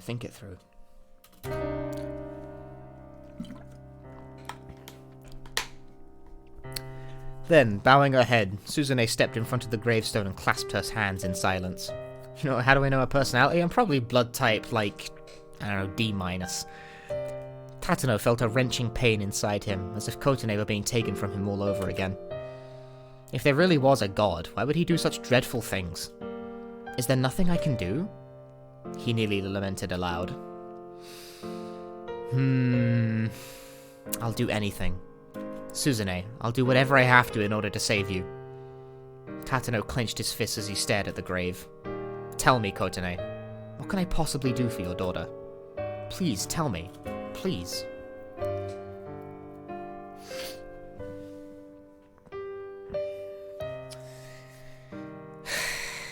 And so the months rolled on. This story's gonna have a shitty ending for at least some people in it. You know, aside from the people who have already died. Everything changed just after 10 o'clock that morning. Tatano was on the stakeout when his cell phone rang. He glanced at the call display and saw Daisuke Endo's name. He hadn't heard from Daisuke in years now. Fearing that something had happened to Suzune, Tatano answered the call despite his current tense circumstances. At once, he heard Daisuke wailing. Suzune had a seizure. She might not come back from this one. That delivery sounded a bit, like, off. Please ignore that. Tatano's terrible suspicions had been right on the mark. He felt himself growing weak. This is why I'm not a voice actor. Please, Daisuke exclaimed. You need to shoot that girl you're with, that Hitomi Osawa. What a bold request. You need to shoot her in the head. If we have our heart, we can save Suzune. How does he know that?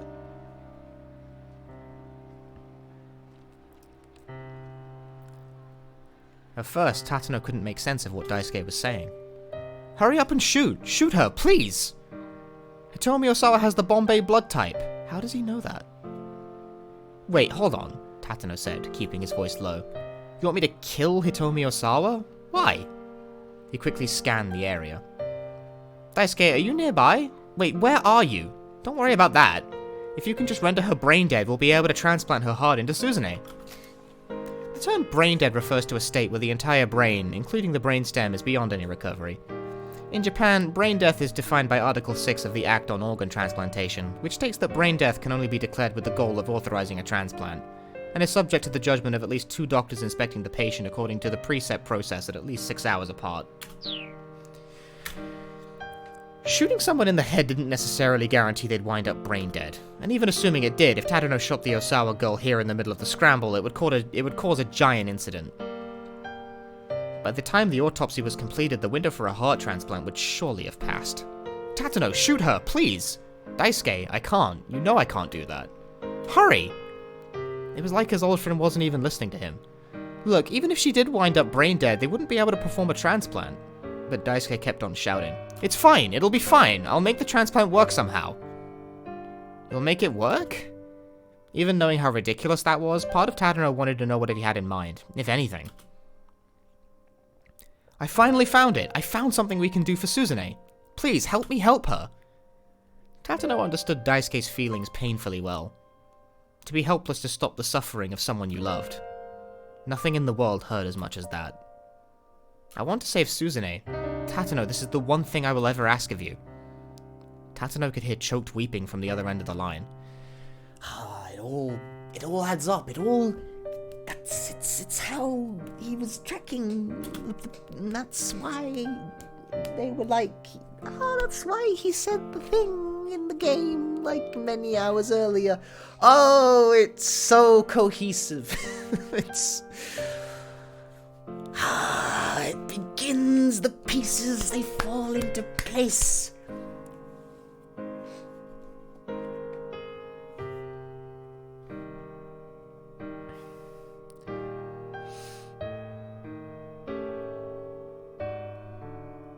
At that sound, something inside him shifted. But how did Papa know she had Bombay blood? A great question. I want to know the answer to it. I have faith I will actually get an answer to that question.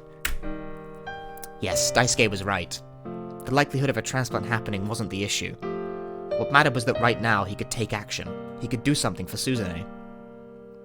He mustered up his resolve, feeling the doubt lift from his heart. For Suzune. For the daughter of the woman he'd loved.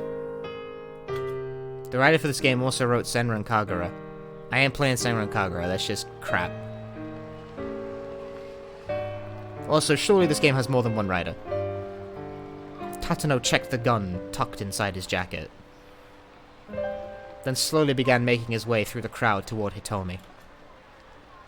That's really gonna fucking bust a cap in a girl's head in broad daylight in the Shibuya Scramble, dude. Now you know why we're here. Tatano gestured suddenly with his gun, its barrel still pressed against Maria's temple. Kano's own gun wavered in his hands. He was crying inside. There was nothing else he wanted to hear from Tatano now. And now he was sure of one thing. Words were never going to stop this man. Kano, Tatano said. At my age, I've seen all sorts of young detectives come and go. He fixed his lonesome gaze on Kano. And you're about the worst of the lot. Whenever it's time to take action, you immediately do something reckless. Do you know how many formal apologies I've had to write because of you? Tatano let out a heavy sigh. But you know, Kano, because of the way you've looked up to me, you've saved me. And that's the truth. He sounded like a man speaking his last words. Now come on, see if you can stop me. He pressed the gun harder against Maria's temple. Kano took aim at his former hero's head. Detective Tatano. His finger wavered on the trigger. Shoot him. You have to shoot him. If you don't shoot him, Maria is going to die. He tried desperately to convince himself. I am going to stop you. Tatano looked him coldly in the eye. Do it then! Shoot me! Kano stared right back. He tightened his finger on the trigger.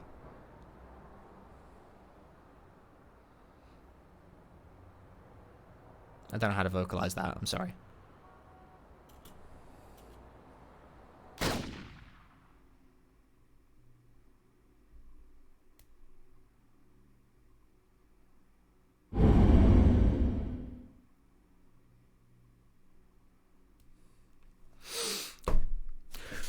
Suzuka! I didn't want to vocalize that because I felt like it would kind of ruin the moment. It totally would have as well. Alright. So who? Do we want to go with Maria, or do we want to go with Minorikawa?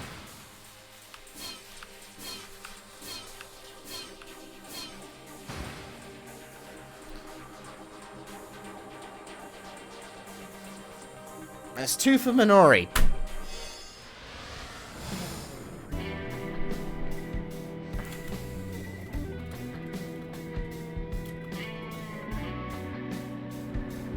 Right, what pile of shit's happened here? The taxi stopped outside of Heaven Publishing. The trip had taken 10 minutes on the dot. Thanks. Minorikawa left a 1,000 yen bill on the seat and exited the cab. Sir, the driver called after him. Minorikawa turned back around. Kimizuka was leaning out the window to point at him. It isn't called work because it's fun, sir. The day will be over soon enough. Just hang in there a little bit longer. The driver finished with a knowing grin. Minorikawa cracked a ghost of a smile. Maybe his spirits had been lifted just a little tiny bit. Thank you, he replied. You're a true friend of the working man. He waved half-heartedly, then headed into the building. What a cool taxi driver. Mr. Mino! Ah, shit, someone does call him Mino. Fuck. Shaki threw herself at him as soon as he opened the door to the editing office. News of the explosion was playing on the television. Minorikawa marched straight to his desk and opened up his laptop. Find me the line in Japanese, Oku. Find it. Find it. I point at you. I really can't point, actually. I kind of fucked up my arm. At one point, like, earlier in the week. And now it kind of hurts when I, like, really, like, lift anything with substantial weight or try and hold it straight. Like, yeah.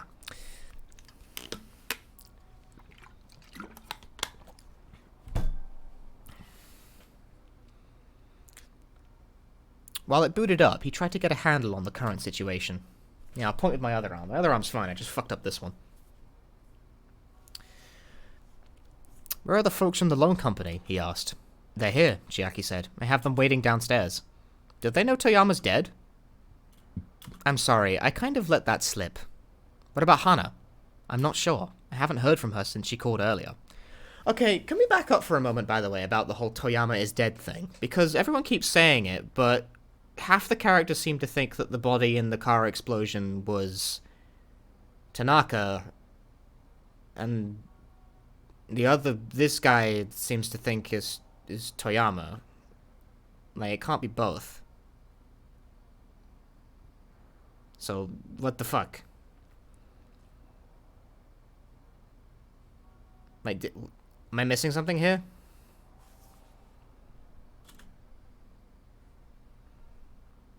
Like, what's with Toyama?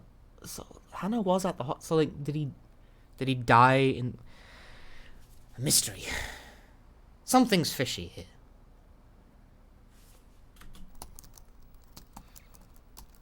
By some miracle, his 6 pages of the copy were nearly wrapped up. Still, he needed to do whatever it took to see this job through to the end. You know, Hana was at the police station. That would serve as his final tribute to Toyama's memory. He loaded his copy into the DTP software in order to set the layout. Bit by bit, actual magazine articles began to take shape. Then the editing department door swung open. "Hey!" snarled the young man who barged in first. He kicked over a stack of books. "How long are you gonna keep us waiting, huh?" "Honestly, Cigar, must you be so rowdy?"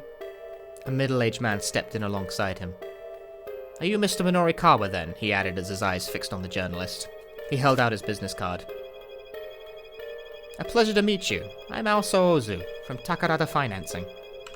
Asao Ozu. Bad at this. "A black market lending firm that offers loans at an interest rate above what the law allows. Well known for taking whatever steps necessary to collect what's owed. Its business card slogan, got bad credit but you need a loan? Call any time. We'll put together a loan that suits your needs." "You found me a video of Mino-san." "Fuck it then. Fuck you. Fuck this."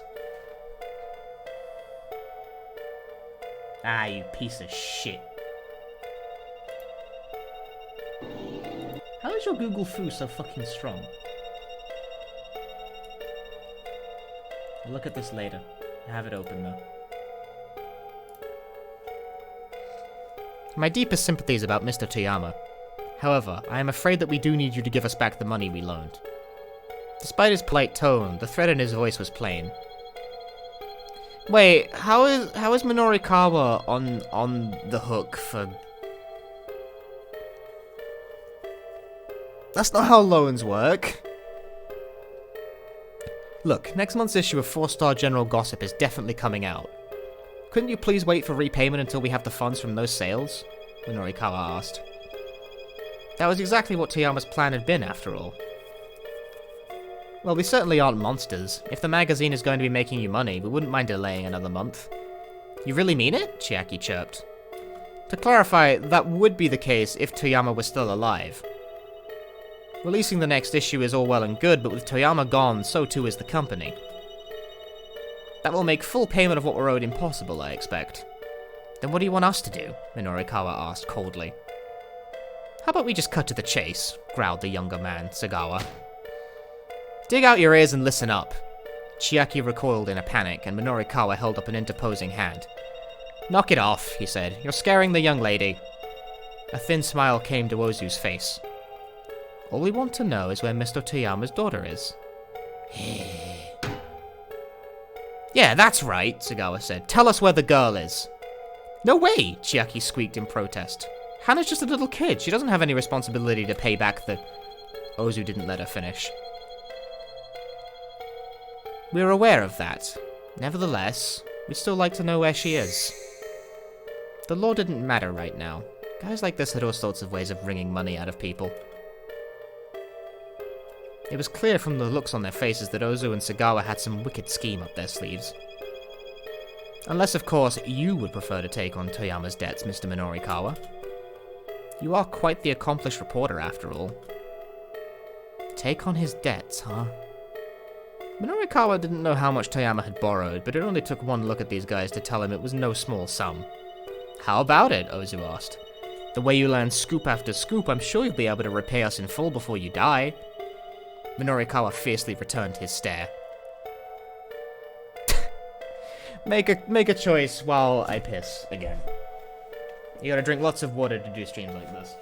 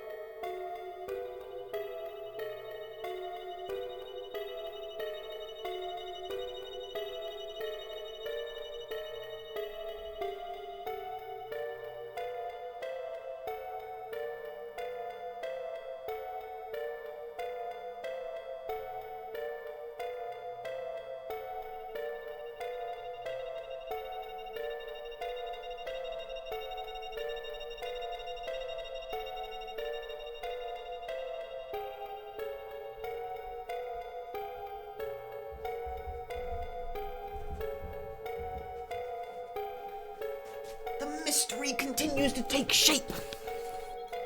C, C, A, C, C.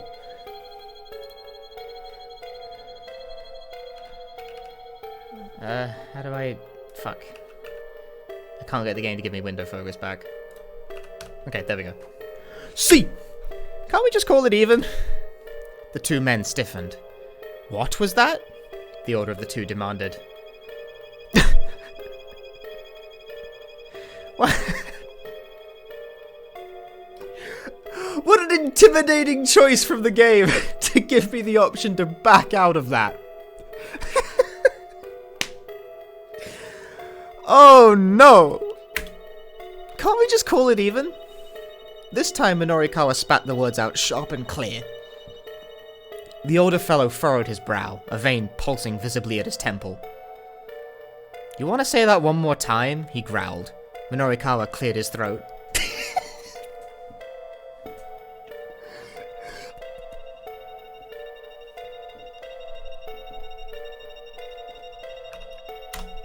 Call it even.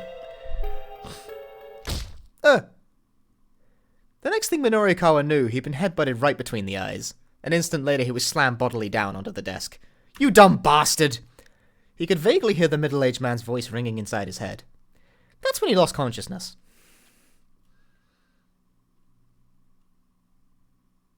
Mr. Mino! Someone was calling out to him. Mr. Mino, wake up! Chiaki? He forced his eyelids back open. What happened? Hey, could you please read this? Chiaki held out a printed draft of her article. How long had he been knocked out? A minute? No, maybe an hour? Are you awake now, sir? The voice of the middle-aged thug intruded on his dazed mind. Looking around, Minorikawa saw the two men from Takarada Financing still there, casually seated on the sofa. He couldn't have been out for too long then. We'll just wait here until you're inclined to take on this debt. Minorikawa's nose stung painfully. Please, can you read this? Chiaki repeated. It's my copy from those street interviews. I know even if next month's issue gets released, it's not going to fix the debt problem, but still. I mean, I already wrote it and all. Nodding silently, Minorikawa took hold of the copy. Her tie is printed on her shirt. She was right, this wasn't going to help with the debt situation. But when a professional took on a job, they saw it through to the end. Minorikawa gave it a quick once-over. He saw immediately that the piece was lacking in structure. He then read the article a second time, checking the finer details. Several off-theme sentences jumped out at him. This is no good. Rewrite it. He thrust the printout back at Chiaki. Yes, sir. She bowed her head and retreated to another desk. The TV was still on. A news broadcaster's voice suddenly broke through the silence, as well as Minorikawa's concentration. We're live on the scene now, where an explosion in Shibuya has... Minorikawa gazed blankly at the screen. He found his mind drifting to a particular memory of Toyama.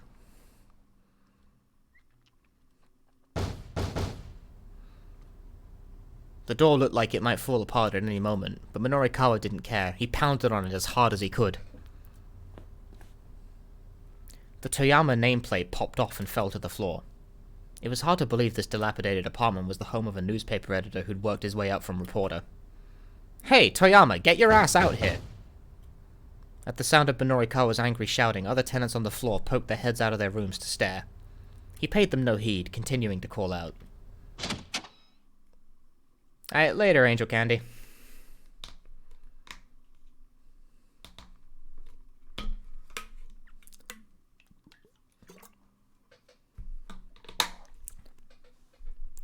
Eventually, Toyama opened the door, dressed in his sweats and undershirt. Quiet down, you moron, he snapped. Come on in. I hear you tendered your letter of resignation at the paper. Minorikawa sat cross-legged on the tatami-covered floor. Tell me why. Toyama quirked a lopsided grin. You want to know why I quit, huh? Alright, lean in close. Minorikawa peered at him dubiously. Huh? Why? I don't want anyone overhearing this. Resigned, Minorikawa leaned forward and turned his right ear toward Toyama. The man's warm breath against his cheek was pretty unsettling.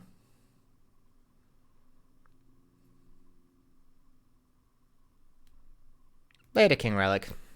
Have a good night, man. At first he had trouble concentrating on Toyama's story, but when the older man got to the crux of the matter, he found himself listening with rapt attention. By the time Toyama finished, Minorikawa was unable to suppress his shock. You're starting your own publishing company? Not so loud, damn it! Toyama shushed him with a finger to his lips. He looked around warily, as if there might be spies in his own apartment. Right, but a publishing company? Minorikawa said again, more quietly this time. What are you doing for your distributor account? All booksellers were required to use a wholesale distributor to circulate their publications. To do business with such a distributor, a publisher needed a specialized distributor account. They're not going to let a company with no track record open a new account with a distributor. I'm sure you must realize that. Toyama grinned, a proud gleam in his eyes. I know. That's why I bought one. You bought one? A ghost account, belonging to a publisher that went bankrupt. Distributor accounts could go for tens of millions of yen. There was no way Toyama could afford that on his severance pay alone. He must have taken out a loan in order to make the purchase.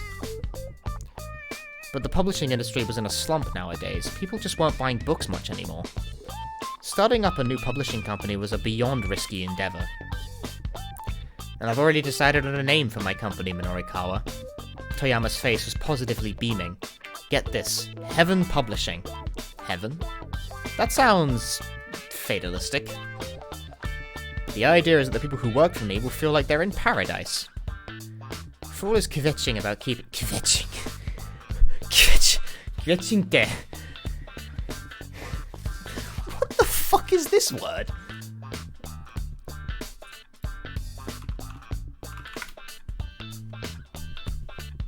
To complain persistently. Hi. For all his kvetching about keeping quiet, Toyama was now exclaiming pretty loudly himself. I mean, I can appreciate your willingness to take the risk, but surely your wife must have had objections, Minorikawa said. Toyama fell silent. He went and opened up the refrigerator. Minorikawa took a peek inside.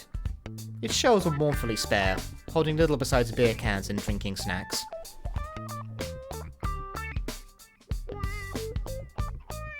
Same. The missus left me, took our daughter with her. Those scant few words painted the picture clearly enough. Toyama grabbed a can of beer and tossed it to his guest. But no more sob stories, he went on. He briskly cracked open his own can of beer. Weak foam bubbled from the top. Cheers, Minorikawa, to Heaven Publishing's big debut. I don't drink, but there's mostly just cola and horseshit in there. Awful, the worst. He cast everything aside and was striving for a new beginning. If the man had braced himself for the challenge, it wasn't Minorikawa's place to tell him he was making a mistake. Even if it was an uphill battle, he had little chance of winning. Congrats, Mr. Toyama. Minorikawa pulled the tab on his beer can. Cheers! The two of them clacked their cans together. Who can afford food these days? Not me, mate. I spent all my money spilling my noodles into the sink today. 1 year had passed since Toyama founded Heaven Publishing. Minorikawa poked his head into the editing office, a bag from the convenience store in hand. Hey boss, how's business? How does it look like it's doing? Toyama sat amidst a veritable mountain of returned stock, his expression bleak. Bookstores do not purchase the books they sell, but rather take them on consignment. This allows them to return to the publisher any books that do not sell. That seems like a cushy fucking arrangement. The books were all bulky, non-fiction tomes, not exactly the sort to fly off the shelves. The man couldn't even muster a smile for their reunion. It's been like this for every non-fiction book we've put out. So I watched Gaikotsu Shotein Honda-san recently, and that explained the process of a bookseller in great fucking detail, and was genuinely interesting, but now I'm wondering, do video games work the same way? I don't know these things. If a game doesn't sell, do you just send it back to the publisher? What happens then? It's been like this for every non-fiction book we've put out. Well, starting right off with the bleak stuff, huh? Cause things are bleak. The only way that's selling is this gossip rag of ours. Minorikawa pulled some beer cans from his bag, handing one to Toyama. Toyama lifted an issue of 4-star general gossip from atop his desk. It was Heaven Publishing's one breadwinner, the only thing keeping the company afloat. But the gossip now seemed like it was buried in the red of the publisher's non-fiction releases. I really did have higher aspirations than this, Toyama sighed, gazing in disappointment at the piles of unsold books. But here we are, with our gossip magazine as our only viable publication. The beleaguered bookseller chugged his beer. Or else we wouldn't have deep sales on unpopular titles. I guess that's true, but maybe it's just, like, you know, better to put them on sale than it is to return them. I don't know. I mean, I don't think they're on consignment either, because I like to think I would know if they were, but I clearly don't.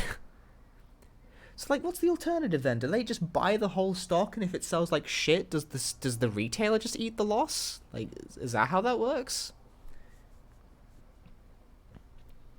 Daddy, I'm hungry. Minorikawa was startled to hear a young child's voice. He turned around to see a little girl nestled between the stacks of returned stock. That's my daughter, Hana, Toyama said. It's complicated, but she's living with me now.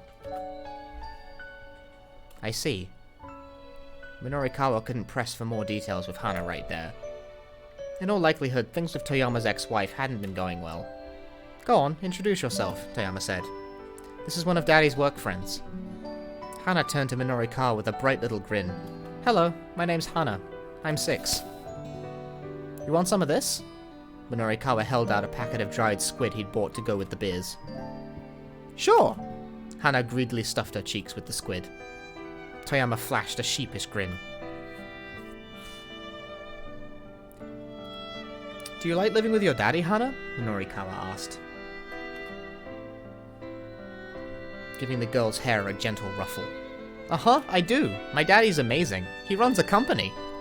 Toyama let out a tiny involuntary sob at his daughter's ready praise. I'll keep at it, Toyama said, looking into his daughter's smiling face. Hana is more important to me than any high aspirations I might have had. I'll keep shoveling out copies of the gossip and at least make sure she's always got something good to eat. Daddy, this is really tasty. Hana held up the pouch of dried squid. Tears welled in Toyama's eyes. Next time I'll make sure she has some sashimi instead of something like this. Hey, what do you mean something like this? Minorikawa grumbled. I'm the one who bought it. Toyama and his daughter laughed together. It was a heartwarming sight, Minorikawa thought, a father and his girl getting along so well. Toyama might have been a hard-hitting journalist, but when he came home at the end of the day, he was just daddy. It was only natural for the man as a father to put his child above anything else. After gorging herself on snacks, Hana fell asleep on the sofa, looking well and truly satisfied. You know, Minorikawa, Hana's happiness means more to me than my lofty artistic ideals ever could. Toyama kept his voice low as he regarded his daughter's sleeping face. And from that day forward, Heaven Publishing had shifted its focus to scandal rags with 4-star general gossip as its pillar. Had that been for good or for ill? Whatever the case, Toyama had abandoned his pride, and Minorikawa had watched him become more and more of a miserable wretch. Minorikawa snapped back into the present as a sheaf of pages appeared in front of his face. Here you go, Chiaki said, radiating anxiety. Right. Minorikawa gave her copy a close read over, then thrust it back out to her. What did you even fix? He asked. Could you please tell me what parts are wrong? She mumbled, hanging her head. What are you talking about? It's just, well, we don't have a lot of time here, so I figure if I just fix the parts that need fixing... Chiaki trailed off into an indistinct mutter. Is that always how you go about fixing your copy? Yes. And you're never going to get any better. If someone tells you it's no good, you rewrite the whole thing from scratch. Just making fiddly tweaks here and there is what an amateur does. Chiaki dipped her head even deeper, cringing at the reprimand. I think that's actually the opposite of what good editing is. Minorikawa let out a tiny sigh. Look, what I just told you, that's what Toyama told me when I was first starting out. There were times he'd have me do dozens of rewrites. At first I thought he was just pushing me around, but after rewriting things over and over, I realized something. There are a whole lot of ways you can write about the same thing. And that's what helped me hone my skills as a writer. Chiaki raised her head back up. Oh wow, really? If you can get that, then stick with it. Ride your submission deadline as close as you have to in order to write the best piece you can. Okay, I can do it. I will do it. Finally, Chiaki's face brightened with a smile. That's the spirit. The woman might have talent, but she hadn't realized it yet. She needed to be able to stick to an assignment, even when things got tough. If she didn't have that kind of resolve, she'd never make it as a freelancer.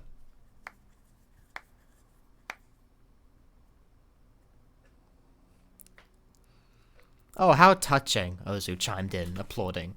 I'm almost moved to tears. They'll make a movie out of this for sure. See, we had only been acquainted with that sad sap Toyama. We never knew there was such an upstanding fellow here who was so good at tough love. Minorikawa shot to his feet and pounded his fist on the desk. That's about enough from the peanut gallery. Hold your tongue, Sagawa snarled. His eyes shone with a vicious gleam. We're getting sick of waiting here. Sagawa, you really are a short-tempered guy, aren't you? I can't read that. Yes, I can. Ozu clucked disapprovingly at his underling, then slid a sheet of paper onto Minorikawa's desk. Nevertheless, I'm afraid we do require a decision now. If you'll just stamp here, we'll be on our way. Chiaki stared down at the document. Is this a bond of recognizance? I think that's how you say that word. Yeah, that's right. That's what you write when transferring a debt. Sagawa puffed himself up proudly. Minorikawa silently looked over the contract. If you don't have a stamp, we'll gladly accept a signature as well, Ozu pointed out. That's a very Japanese thing. No one does stamps here. I think that's an Asian thing, like, broadly. I could be wrong about that. I'm not familiar with the practice.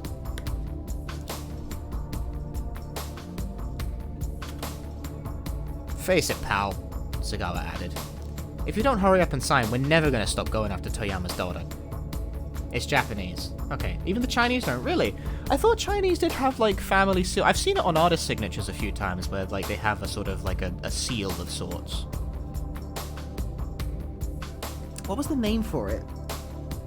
I asked this question once and someone told me and I forgot the name. I mean, it's clearly not the same thing, but I would have thought that concept would transfer. I mean, you would know better than I would, though, wouldn't you?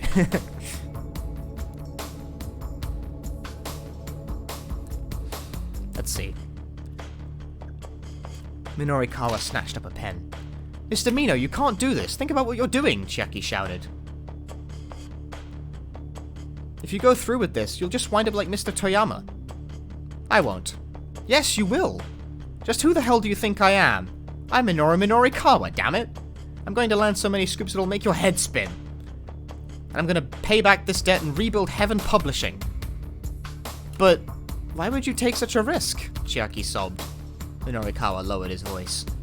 Because I owe him so much. I can't stand by and let these scumbags kill his daughter.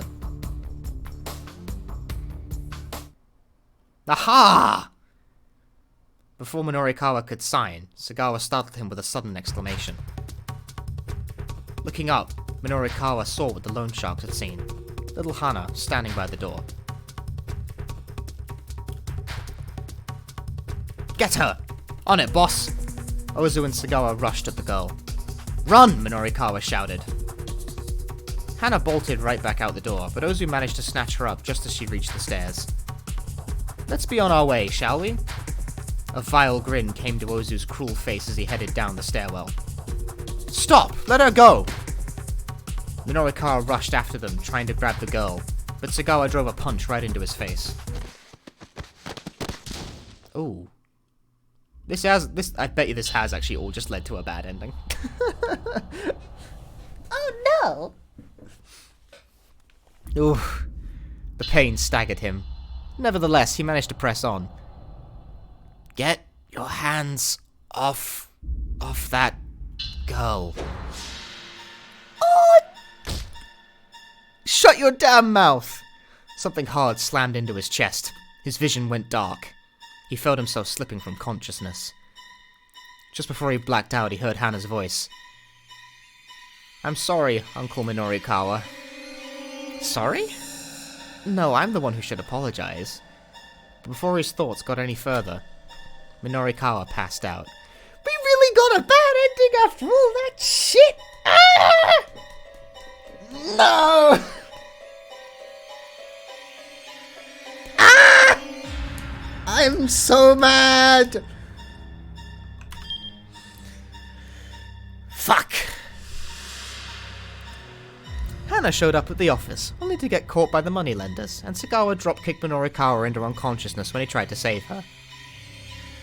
It turns out Hana had been at the police station just before this, trying to decide if she should tell the police her father had been killed in the explosion. So they're both dead? She would know. Then someone brought it to Heaven Publishing, which was clearly a mistake. What?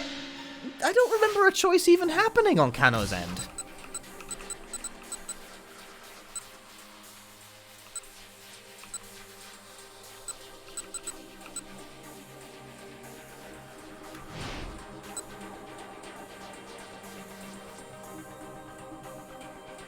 I guess it's this. I guess. What a pain in the ass. Should I... Okay, but... Both... Okay, so both of these led to the hospital, which clearly is not it, Chief. Maybe that is it, Chief. I don't fucking know. So, I guess Rumi? Let's go with Rumi. Just began to worry about Rumi and decided to give her a call. Give her a call on the telephone. Ring her up on the phone. The phone rang several times before it went to voicemail. The fact that she hadn't picked up made Kano all the more anxious.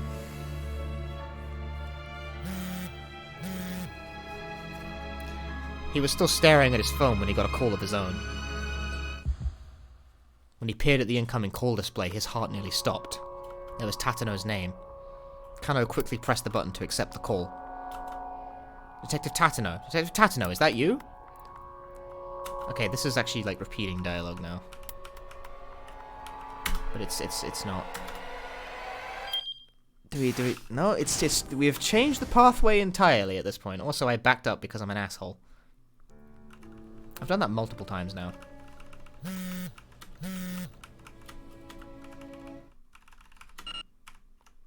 There is no convenient way to do this.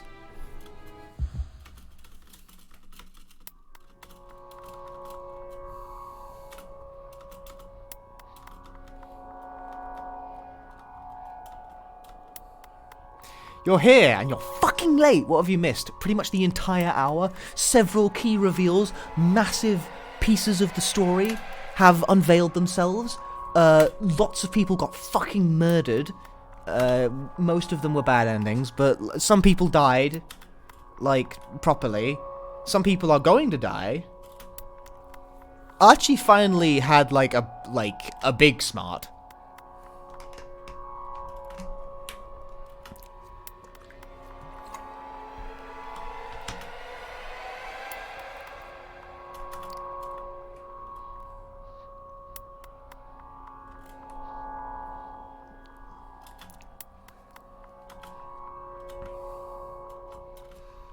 Like, Archie is currently having big think in the plot right now. He's actually the only one somewhat on the ball with this particular plot point. No one else knows, I think. I don't think there's any other character in the game who knows. And he hasn't been told it, he's just inferred it.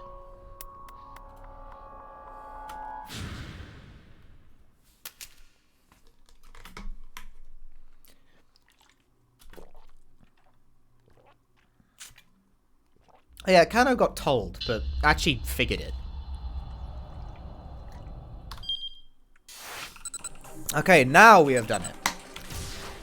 Please don't die this time.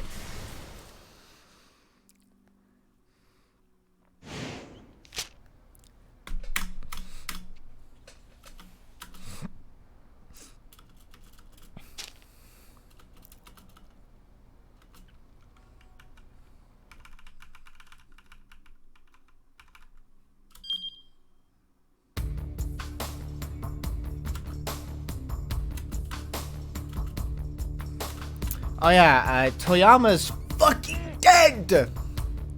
Seemingly, there was a car explosion, and, like,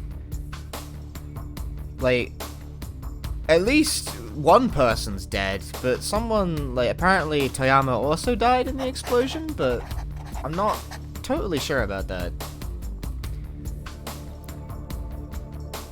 Minorikawa readied his pen and signed the document.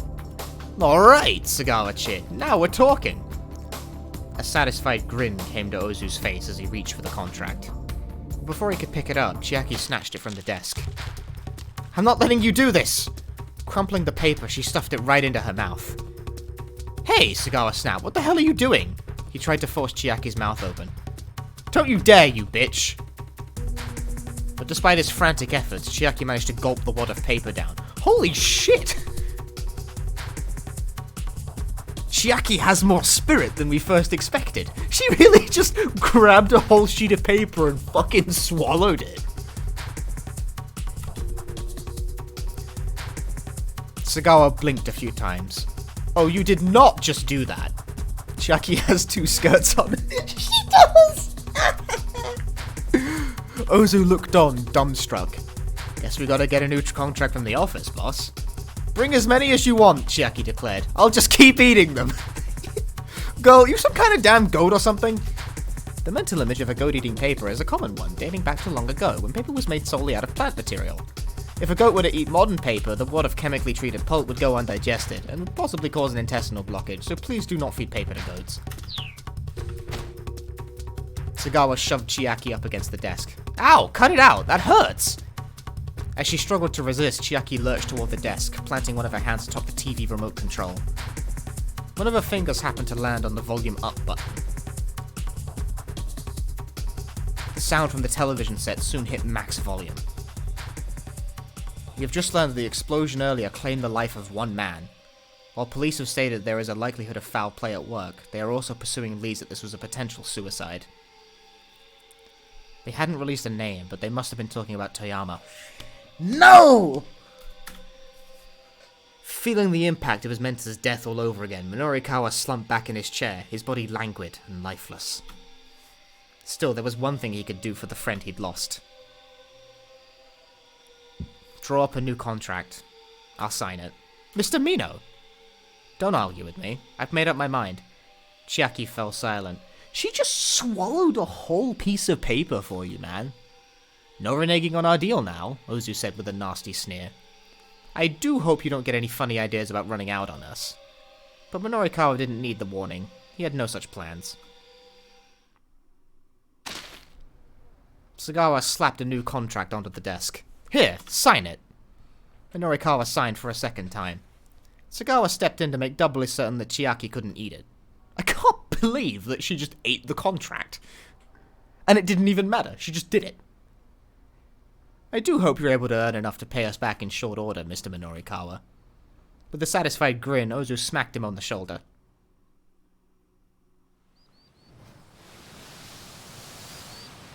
Eh? Minorikawa stood on the deck as his ship set out across the rolling waves. In order to pay back the loan as soon as he could, he'd had to quit his financially unreliable career as a freelancer. For over a year now, he'd been sailing the seas, tossed by wind and waves as he went in pursuit of his new goal. But as Minorikawa gazed out over the vast wild ocean, his eyes shone with the Excuse me? I don't know that word.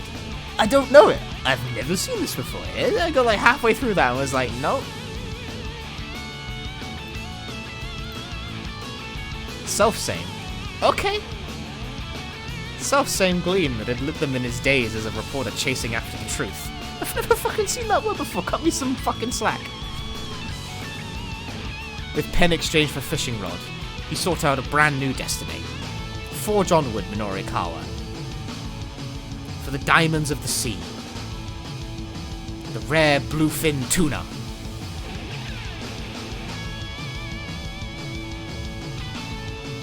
Good ending! We did it! We Don't ruin my fun game. We completed! Okay, that was the one. Man of the sea. Minorikawa took on Toyama's old debt and was forced to set out for a new life at sea. But was that really Toyama who was killed in that explosion? Minorikawa's future might turn out differently if he hears who was actually inside that minivan. But how would we change that? Oh!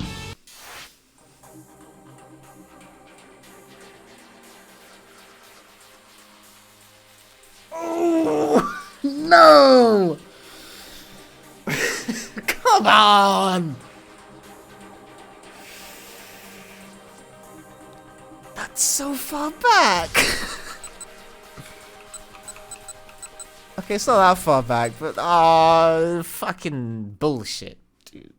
Who said we should do that? You're all trying to trick me. Son of a bitch. There was still a lot they didn't know about Tanaka.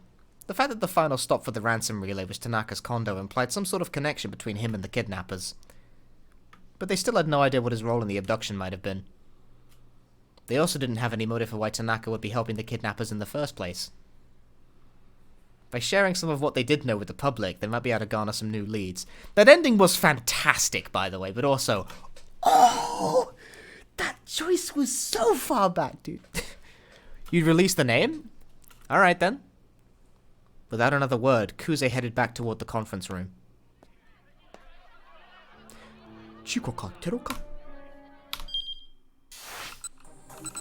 Okay, so that backed up. Now, this changes yet again.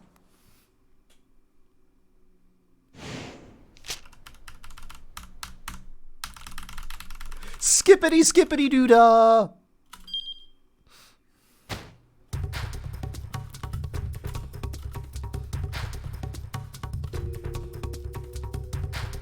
Now what does it say? The name, the graphics have even changed. Ooh, spicy. We have just learned the identity of the victim killed in the explosion. Shibuya resident and a pharmaceutical executive. Shibuya resident?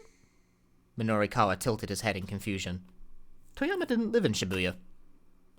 Once again, the victim of the explosion was Shibuya resident and pharmaceutical company executive Mamoru Tanaka. The cause of the explosion remains unknown. The police are still in the process of following up several potential leads. The site of the incident remains an alarming scene, with relief workers continuing to tend to the wounded. So Chiaki eating the paper did matter! Because she ate the paper. A significant occurrence. The four people in the editing office spoke in near unison. Huh? Who's Tanaka? They've learned the truth. So Toyama is not dead. But that doesn't explain the question. The mystery remains mysterious. Well, another fine mess you've gotten us into. It's time for Maria.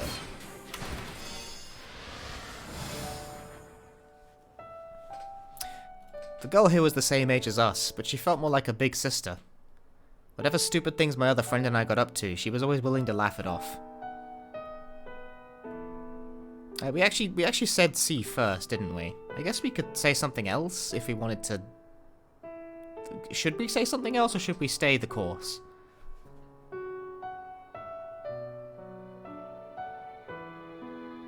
We should say something else. I want to say something else. Let's try this flavor test. You're ruining my fun. Zoku said B. Fuck you guys. What was her name? I asked, curious to know more. Kotane. We dated when we were in high school. Oh wow. But I get the impression from that picture that the other boy must have liked Kotane too, right? The gunman's eyes widen. You're very astute. Call it a woman's intuition, I say proudly. Then I ask the obvious follow-up. So what happened to you two? I dumped her. The man carefully slips the notebook into the pocket inside his jacket. How come? I ask. I felt it was for the best. He lets out a little chuckle, then stands up and brushes the dust off his pants. He looks strangely lonely. I see why you people wanted me to see ending 61, because... I did not expect that, I really didn't. Hey Shane, this is 428 Shibuya Scramble. a visual novel. Also, the best fucking game ever. It's so good. Also, I'm like 2/3 of the way through, so this contextual is going to be a bit wacky. I hear a faint voice and realize that the man is listening to a wireless radio. I've managed to secure Hitomi Osawa at Shibuya Central Hospital, the voice says. A gleam comes to the gunman's eyes.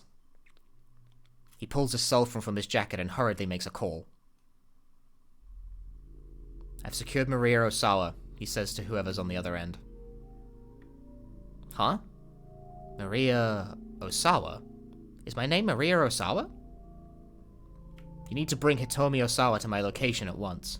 Hitomi Osawa? If I'm Maria Osawa, what sort of relationship do I have to Hitomi? If you don't bring her, I'll kill Maria. Then my captor hangs up.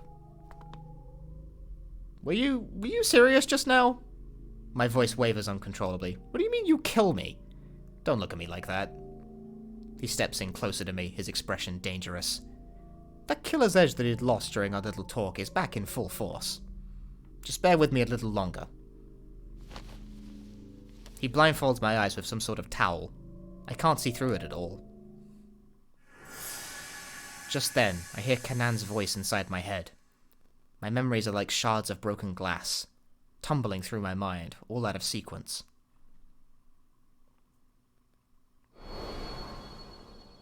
Oh, the cradle. How are you able to do that when the string is so tangled up?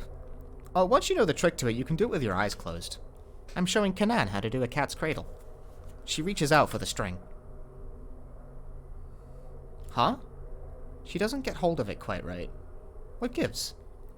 Despite her efforts, the string gets all jumbled up. No, not like that, I say. Hook your index fingers through the front part of the string. No, I get that. Kanan's getting irritated. But after giving it a few more tries, she finally manages to pull it off. There we go, she says. Look at that.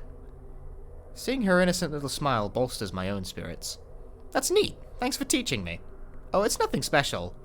Here, as a thanks, let me teach you some skills to help protect yourself. You know, you show someone how to do a cat's cradle, they teach you how to murder people. Abruptly, my memory jumps forward a bit.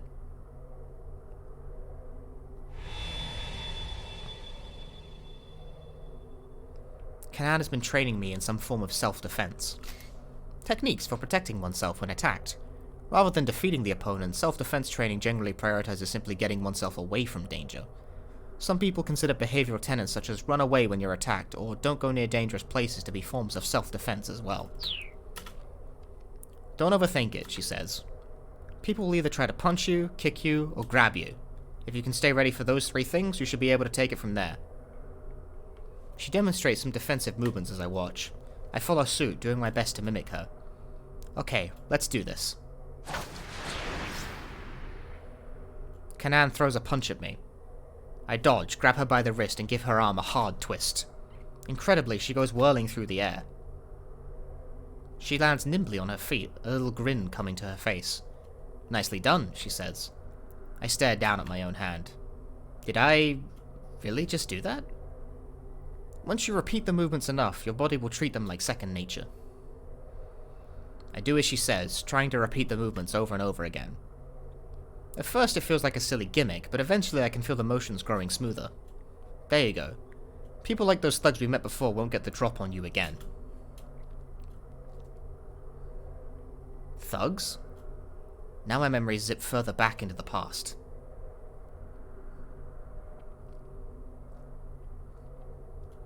I was wandering through the streets, trying to get back to my hotel, but I'd gotten lost.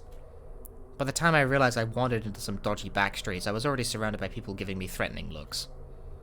They must have been thugs looking for tourists to rob. If they had caught me, I'm not sure I would have made it out alive, but they hadn't. Kanan had seen to that.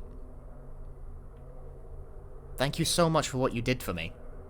I didn't want there to be a scene here, Kanan says bluntly as she surveys the aftermath of the thug's attack. That's all. I'd happened to be right underneath her apartment window when I was nearly abducted. Bit by bit, my memories of Kanan are starting to resurface. Just a little more. Just a little more and I'll have myself back. I'm sure of it. Detective Tatano, where are you? A man's voice suddenly snaps me back into the moment. It's Kano, I've come as you asked. The gunman grabs me by the arm and yanks me to my feet. Where's Hitomi Osawa? He snarls. Why didn't you bring her? Detective Tatano, why are you doing this? Is that really Maria? My captor removes my blindfold. The first thing I see is a huge blimp drifting slowly by overhead. A blimp. Huh. I'm sure I've seen it before. And pretty recently at that. There's a flash of revelation inside my head, like a dam bursting. My memories come flooding back to me.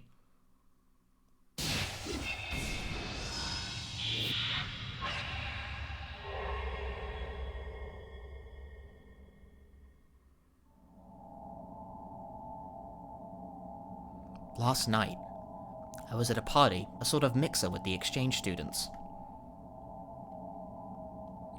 Someone was plotting to use this party as an opportunity to abduct my sister, Hitomi. And I told Hitomi that the party started 1 hour later than it really did. I had a plan. To let myself get abducted in Hitomi's place. Of course, the idea wasn't just to let myself get kidnapped. The necklace I wore was outfitted with a tiny GPS. Wherever I happened to be taken, Kanan would be able to track my location. What we hadn't counted on, though, was my necklace getting torn off when I was attacked.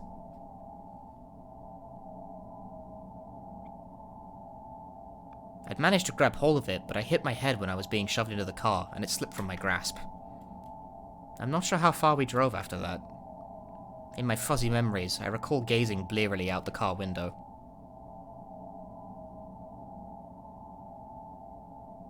That was when I saw the blimp, right after we parked.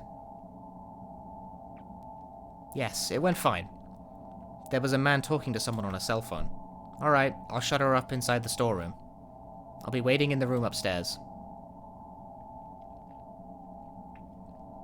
The man dragged me out of the car and shoved me into some dark storeroom. Then, I guess for good measure, he hit me on the head again.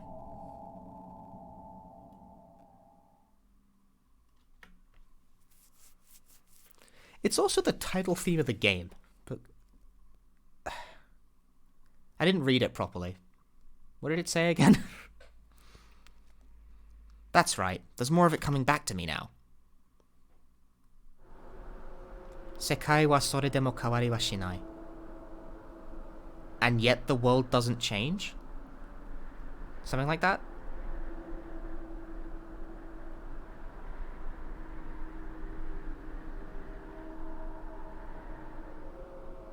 Significant.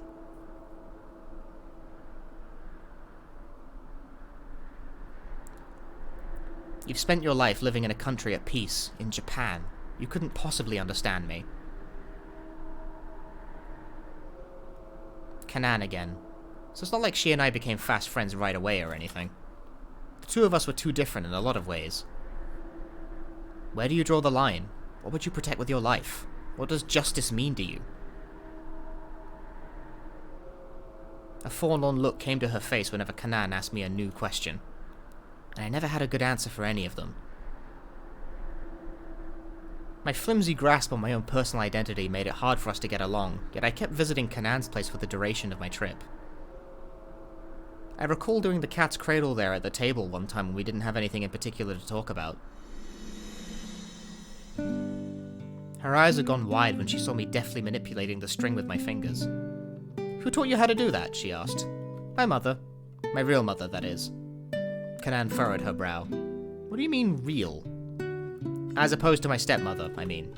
My birth mother died after getting really sick. I was only 5 years old, so I don't remember her that well. I see, Kanan said. Her expression remained unchanged. What about your parents, Kanan? I don't have any. They died during the war. The bluntness of her response made my hands stop, the string still stretched between them. Sensing that we were treading on some serious ground, I hurried to change the subject. Do you have any friends? No. Well, I used to have one. Her use of the past tense made me fear the worst, and I was right. He was killed too. by an arms dealer named Alfred. Alfred! Her tone was dry, matter-of-fact. Taking revenge for his death is my sole purpose in life. Despite the gravity of her words, her face was an unreadable mask. She seemed almost incapable of human emotion. So, what sort of person is this Alfred? A destructionist who masquerades as a terrorist. Destructionist? That sure wasn't a term that came up a lot back in Japan. Alfred doesn't believe in God and holds no political ideology. The chaos and destruction is just to earn money in order to carry out more terrorist acts. So you're saying this Alfred commits terrorism because it's fun? Kanan nodded. That's why every now and then Alfred changes loyalties. Just when you think you've found ties to some Middle Eastern terrorist organization, it turns out the job was for the American CIA. What the heck? So Alfred stands for nothing then? Kanan smiled dismissively at my little childish outburst. I couldn't help but feel a bit patronized. I twiddled my fingers, turning my cat's cradle into a bridge. Kanan's eyes fixed right back on the string. A tiny surge of pride replaced my annoyance. She went quiet, watching closely as I worked my fingers. The tension in the room faded as the silence between us lengthened. My stepmother's the sort of person who couldn't do this sort of thing, I said at last. For some reason I had a sudden urge to talk about my personal life. I guess she cares about herself more than looking after her children. She's not a bad person, though. She gives me weird bits of advice, like telling me to find someone to date or that a woman's life is defined by a man. But it's not like I hate her or anything. Would you mind teaching me? Kanan asked softly. What? How to find a guy to date? No. She shook her head. Then she pointed to the cat's cradle strung between my fingers. Oh, you mean this? So I took her by the hand and started to teach her the cat's cradle. Hey, do you mind if I ask you something? I said after a while. What's that? That friend you mentioned earlier. What was he like? Kanan's fingers went still. It's better if you don't ask. If I tell you, you won't want to come here anymore. That's not true, I insisted. Even though I'm a terrorist? She replied curtly. One who uses fear and violence to attain political objectives. The term has its origins in the Reign of Terror in 18th century France, known in French as La Terreur. Terreur. I swallowed a sudden lump in my throat, unable to find words. We fight for righteousness, but you people call us terrorists. In the religious sense, the state of being virtuous, free of sin and observant of the proper rules of moral conduct. Not the same as being in the right, though many people equate the two. Am I wrong? She cast a quick look at my face. But I mean, you protected me. My voice wavered as I replied. All I did was take down some thugs. I just didn't want them around. What could I say to that? I just stammered. Nah, I'm just messing with you. Huh? Kanan flashed me another slight condescending grin. I was just joking. Don't worry about it. But I didn't get the sense that everything she said was a joke. Even if calling herself a terrorist was an exaggeration, the world Kanan lived in was unquestionably a dangerous one. I could tell that from the cold look in her eyes, a look you'd never expect from an ordinary teenage girl. Just what sort of hardships had she endured to acquire that deadly stare? Having lived all my life in peaceful Japan, I could scarcely imagine. Kanan tried and failed several times to get the cat's cradle right, but she didn't give up. She worked fastidiously by herself, fingers continuing to shift awkwardly about. Okay, here we go. She hooked the string around her fingers and spread her palms. But the string shape just collapsed into a jumbled mess. Confound it. Okay, one more time. You can make this into a game with two people, you know. I plucked the string from Kanan's hands. You pass the string back and forth. Why don't we try that? It's more fun than doing it by yourself. I wrapped the string around my fingertips. What do you say? Want to give it a go? Kanan looked dubious. The intricately intertwined strings were like the world, in a way. What had started as a single thread was now something that couldn't be undone just by pulling on it. I held my hands out, twirling the string around my fingers. It's a metaphor! Kanan took the pattern from me and spread her palms apart. She made a perfect bridge between her hands. The shy grin that came to her face made her finally look like a normal girl. I followed suit with a childish little laugh of my own.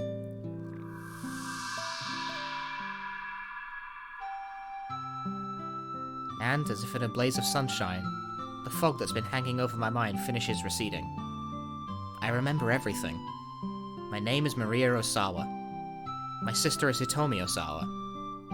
And Kanan, she's a dear friend who I met in a far-off land. She helped me once, and now it's my turn to help her. I close my eyes as I reflect upon these precious memories, all the dearer for having been lost. Now when I try to picture Kanan, I can do so clearly. It's just as I thought before. My memories are what make me who I am, and I would never choose to forget them. I feel almost as if time had stopped for me while my history was gone, and now it started moving again. I'm finally back to being me.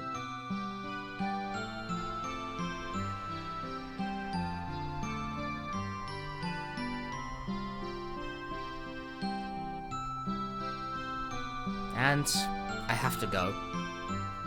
I have to go back there one more time.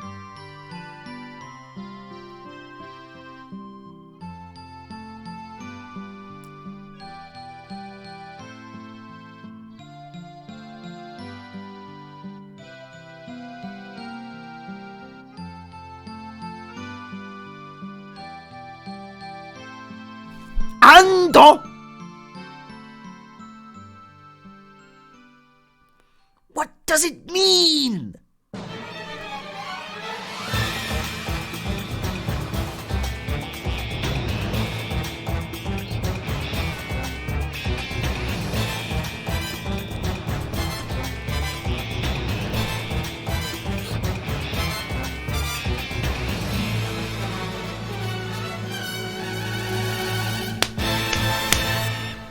We advanced to 5-6.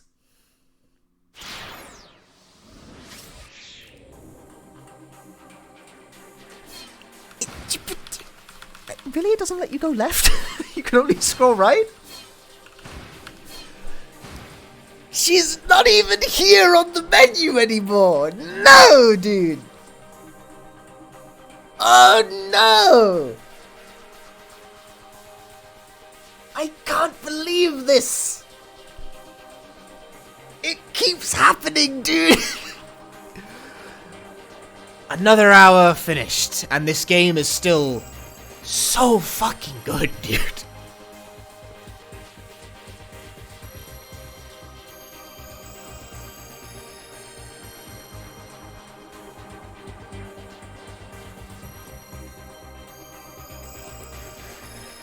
Well then, Chad.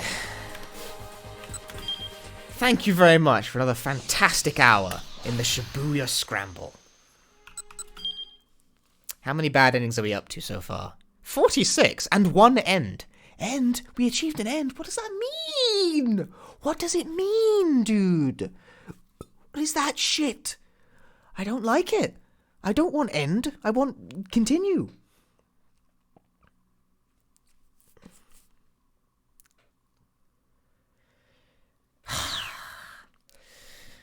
Well then. Until next time, chat. Until next time. Thank you very much for watching. I hope you all enjoyed yourselves. I know I did.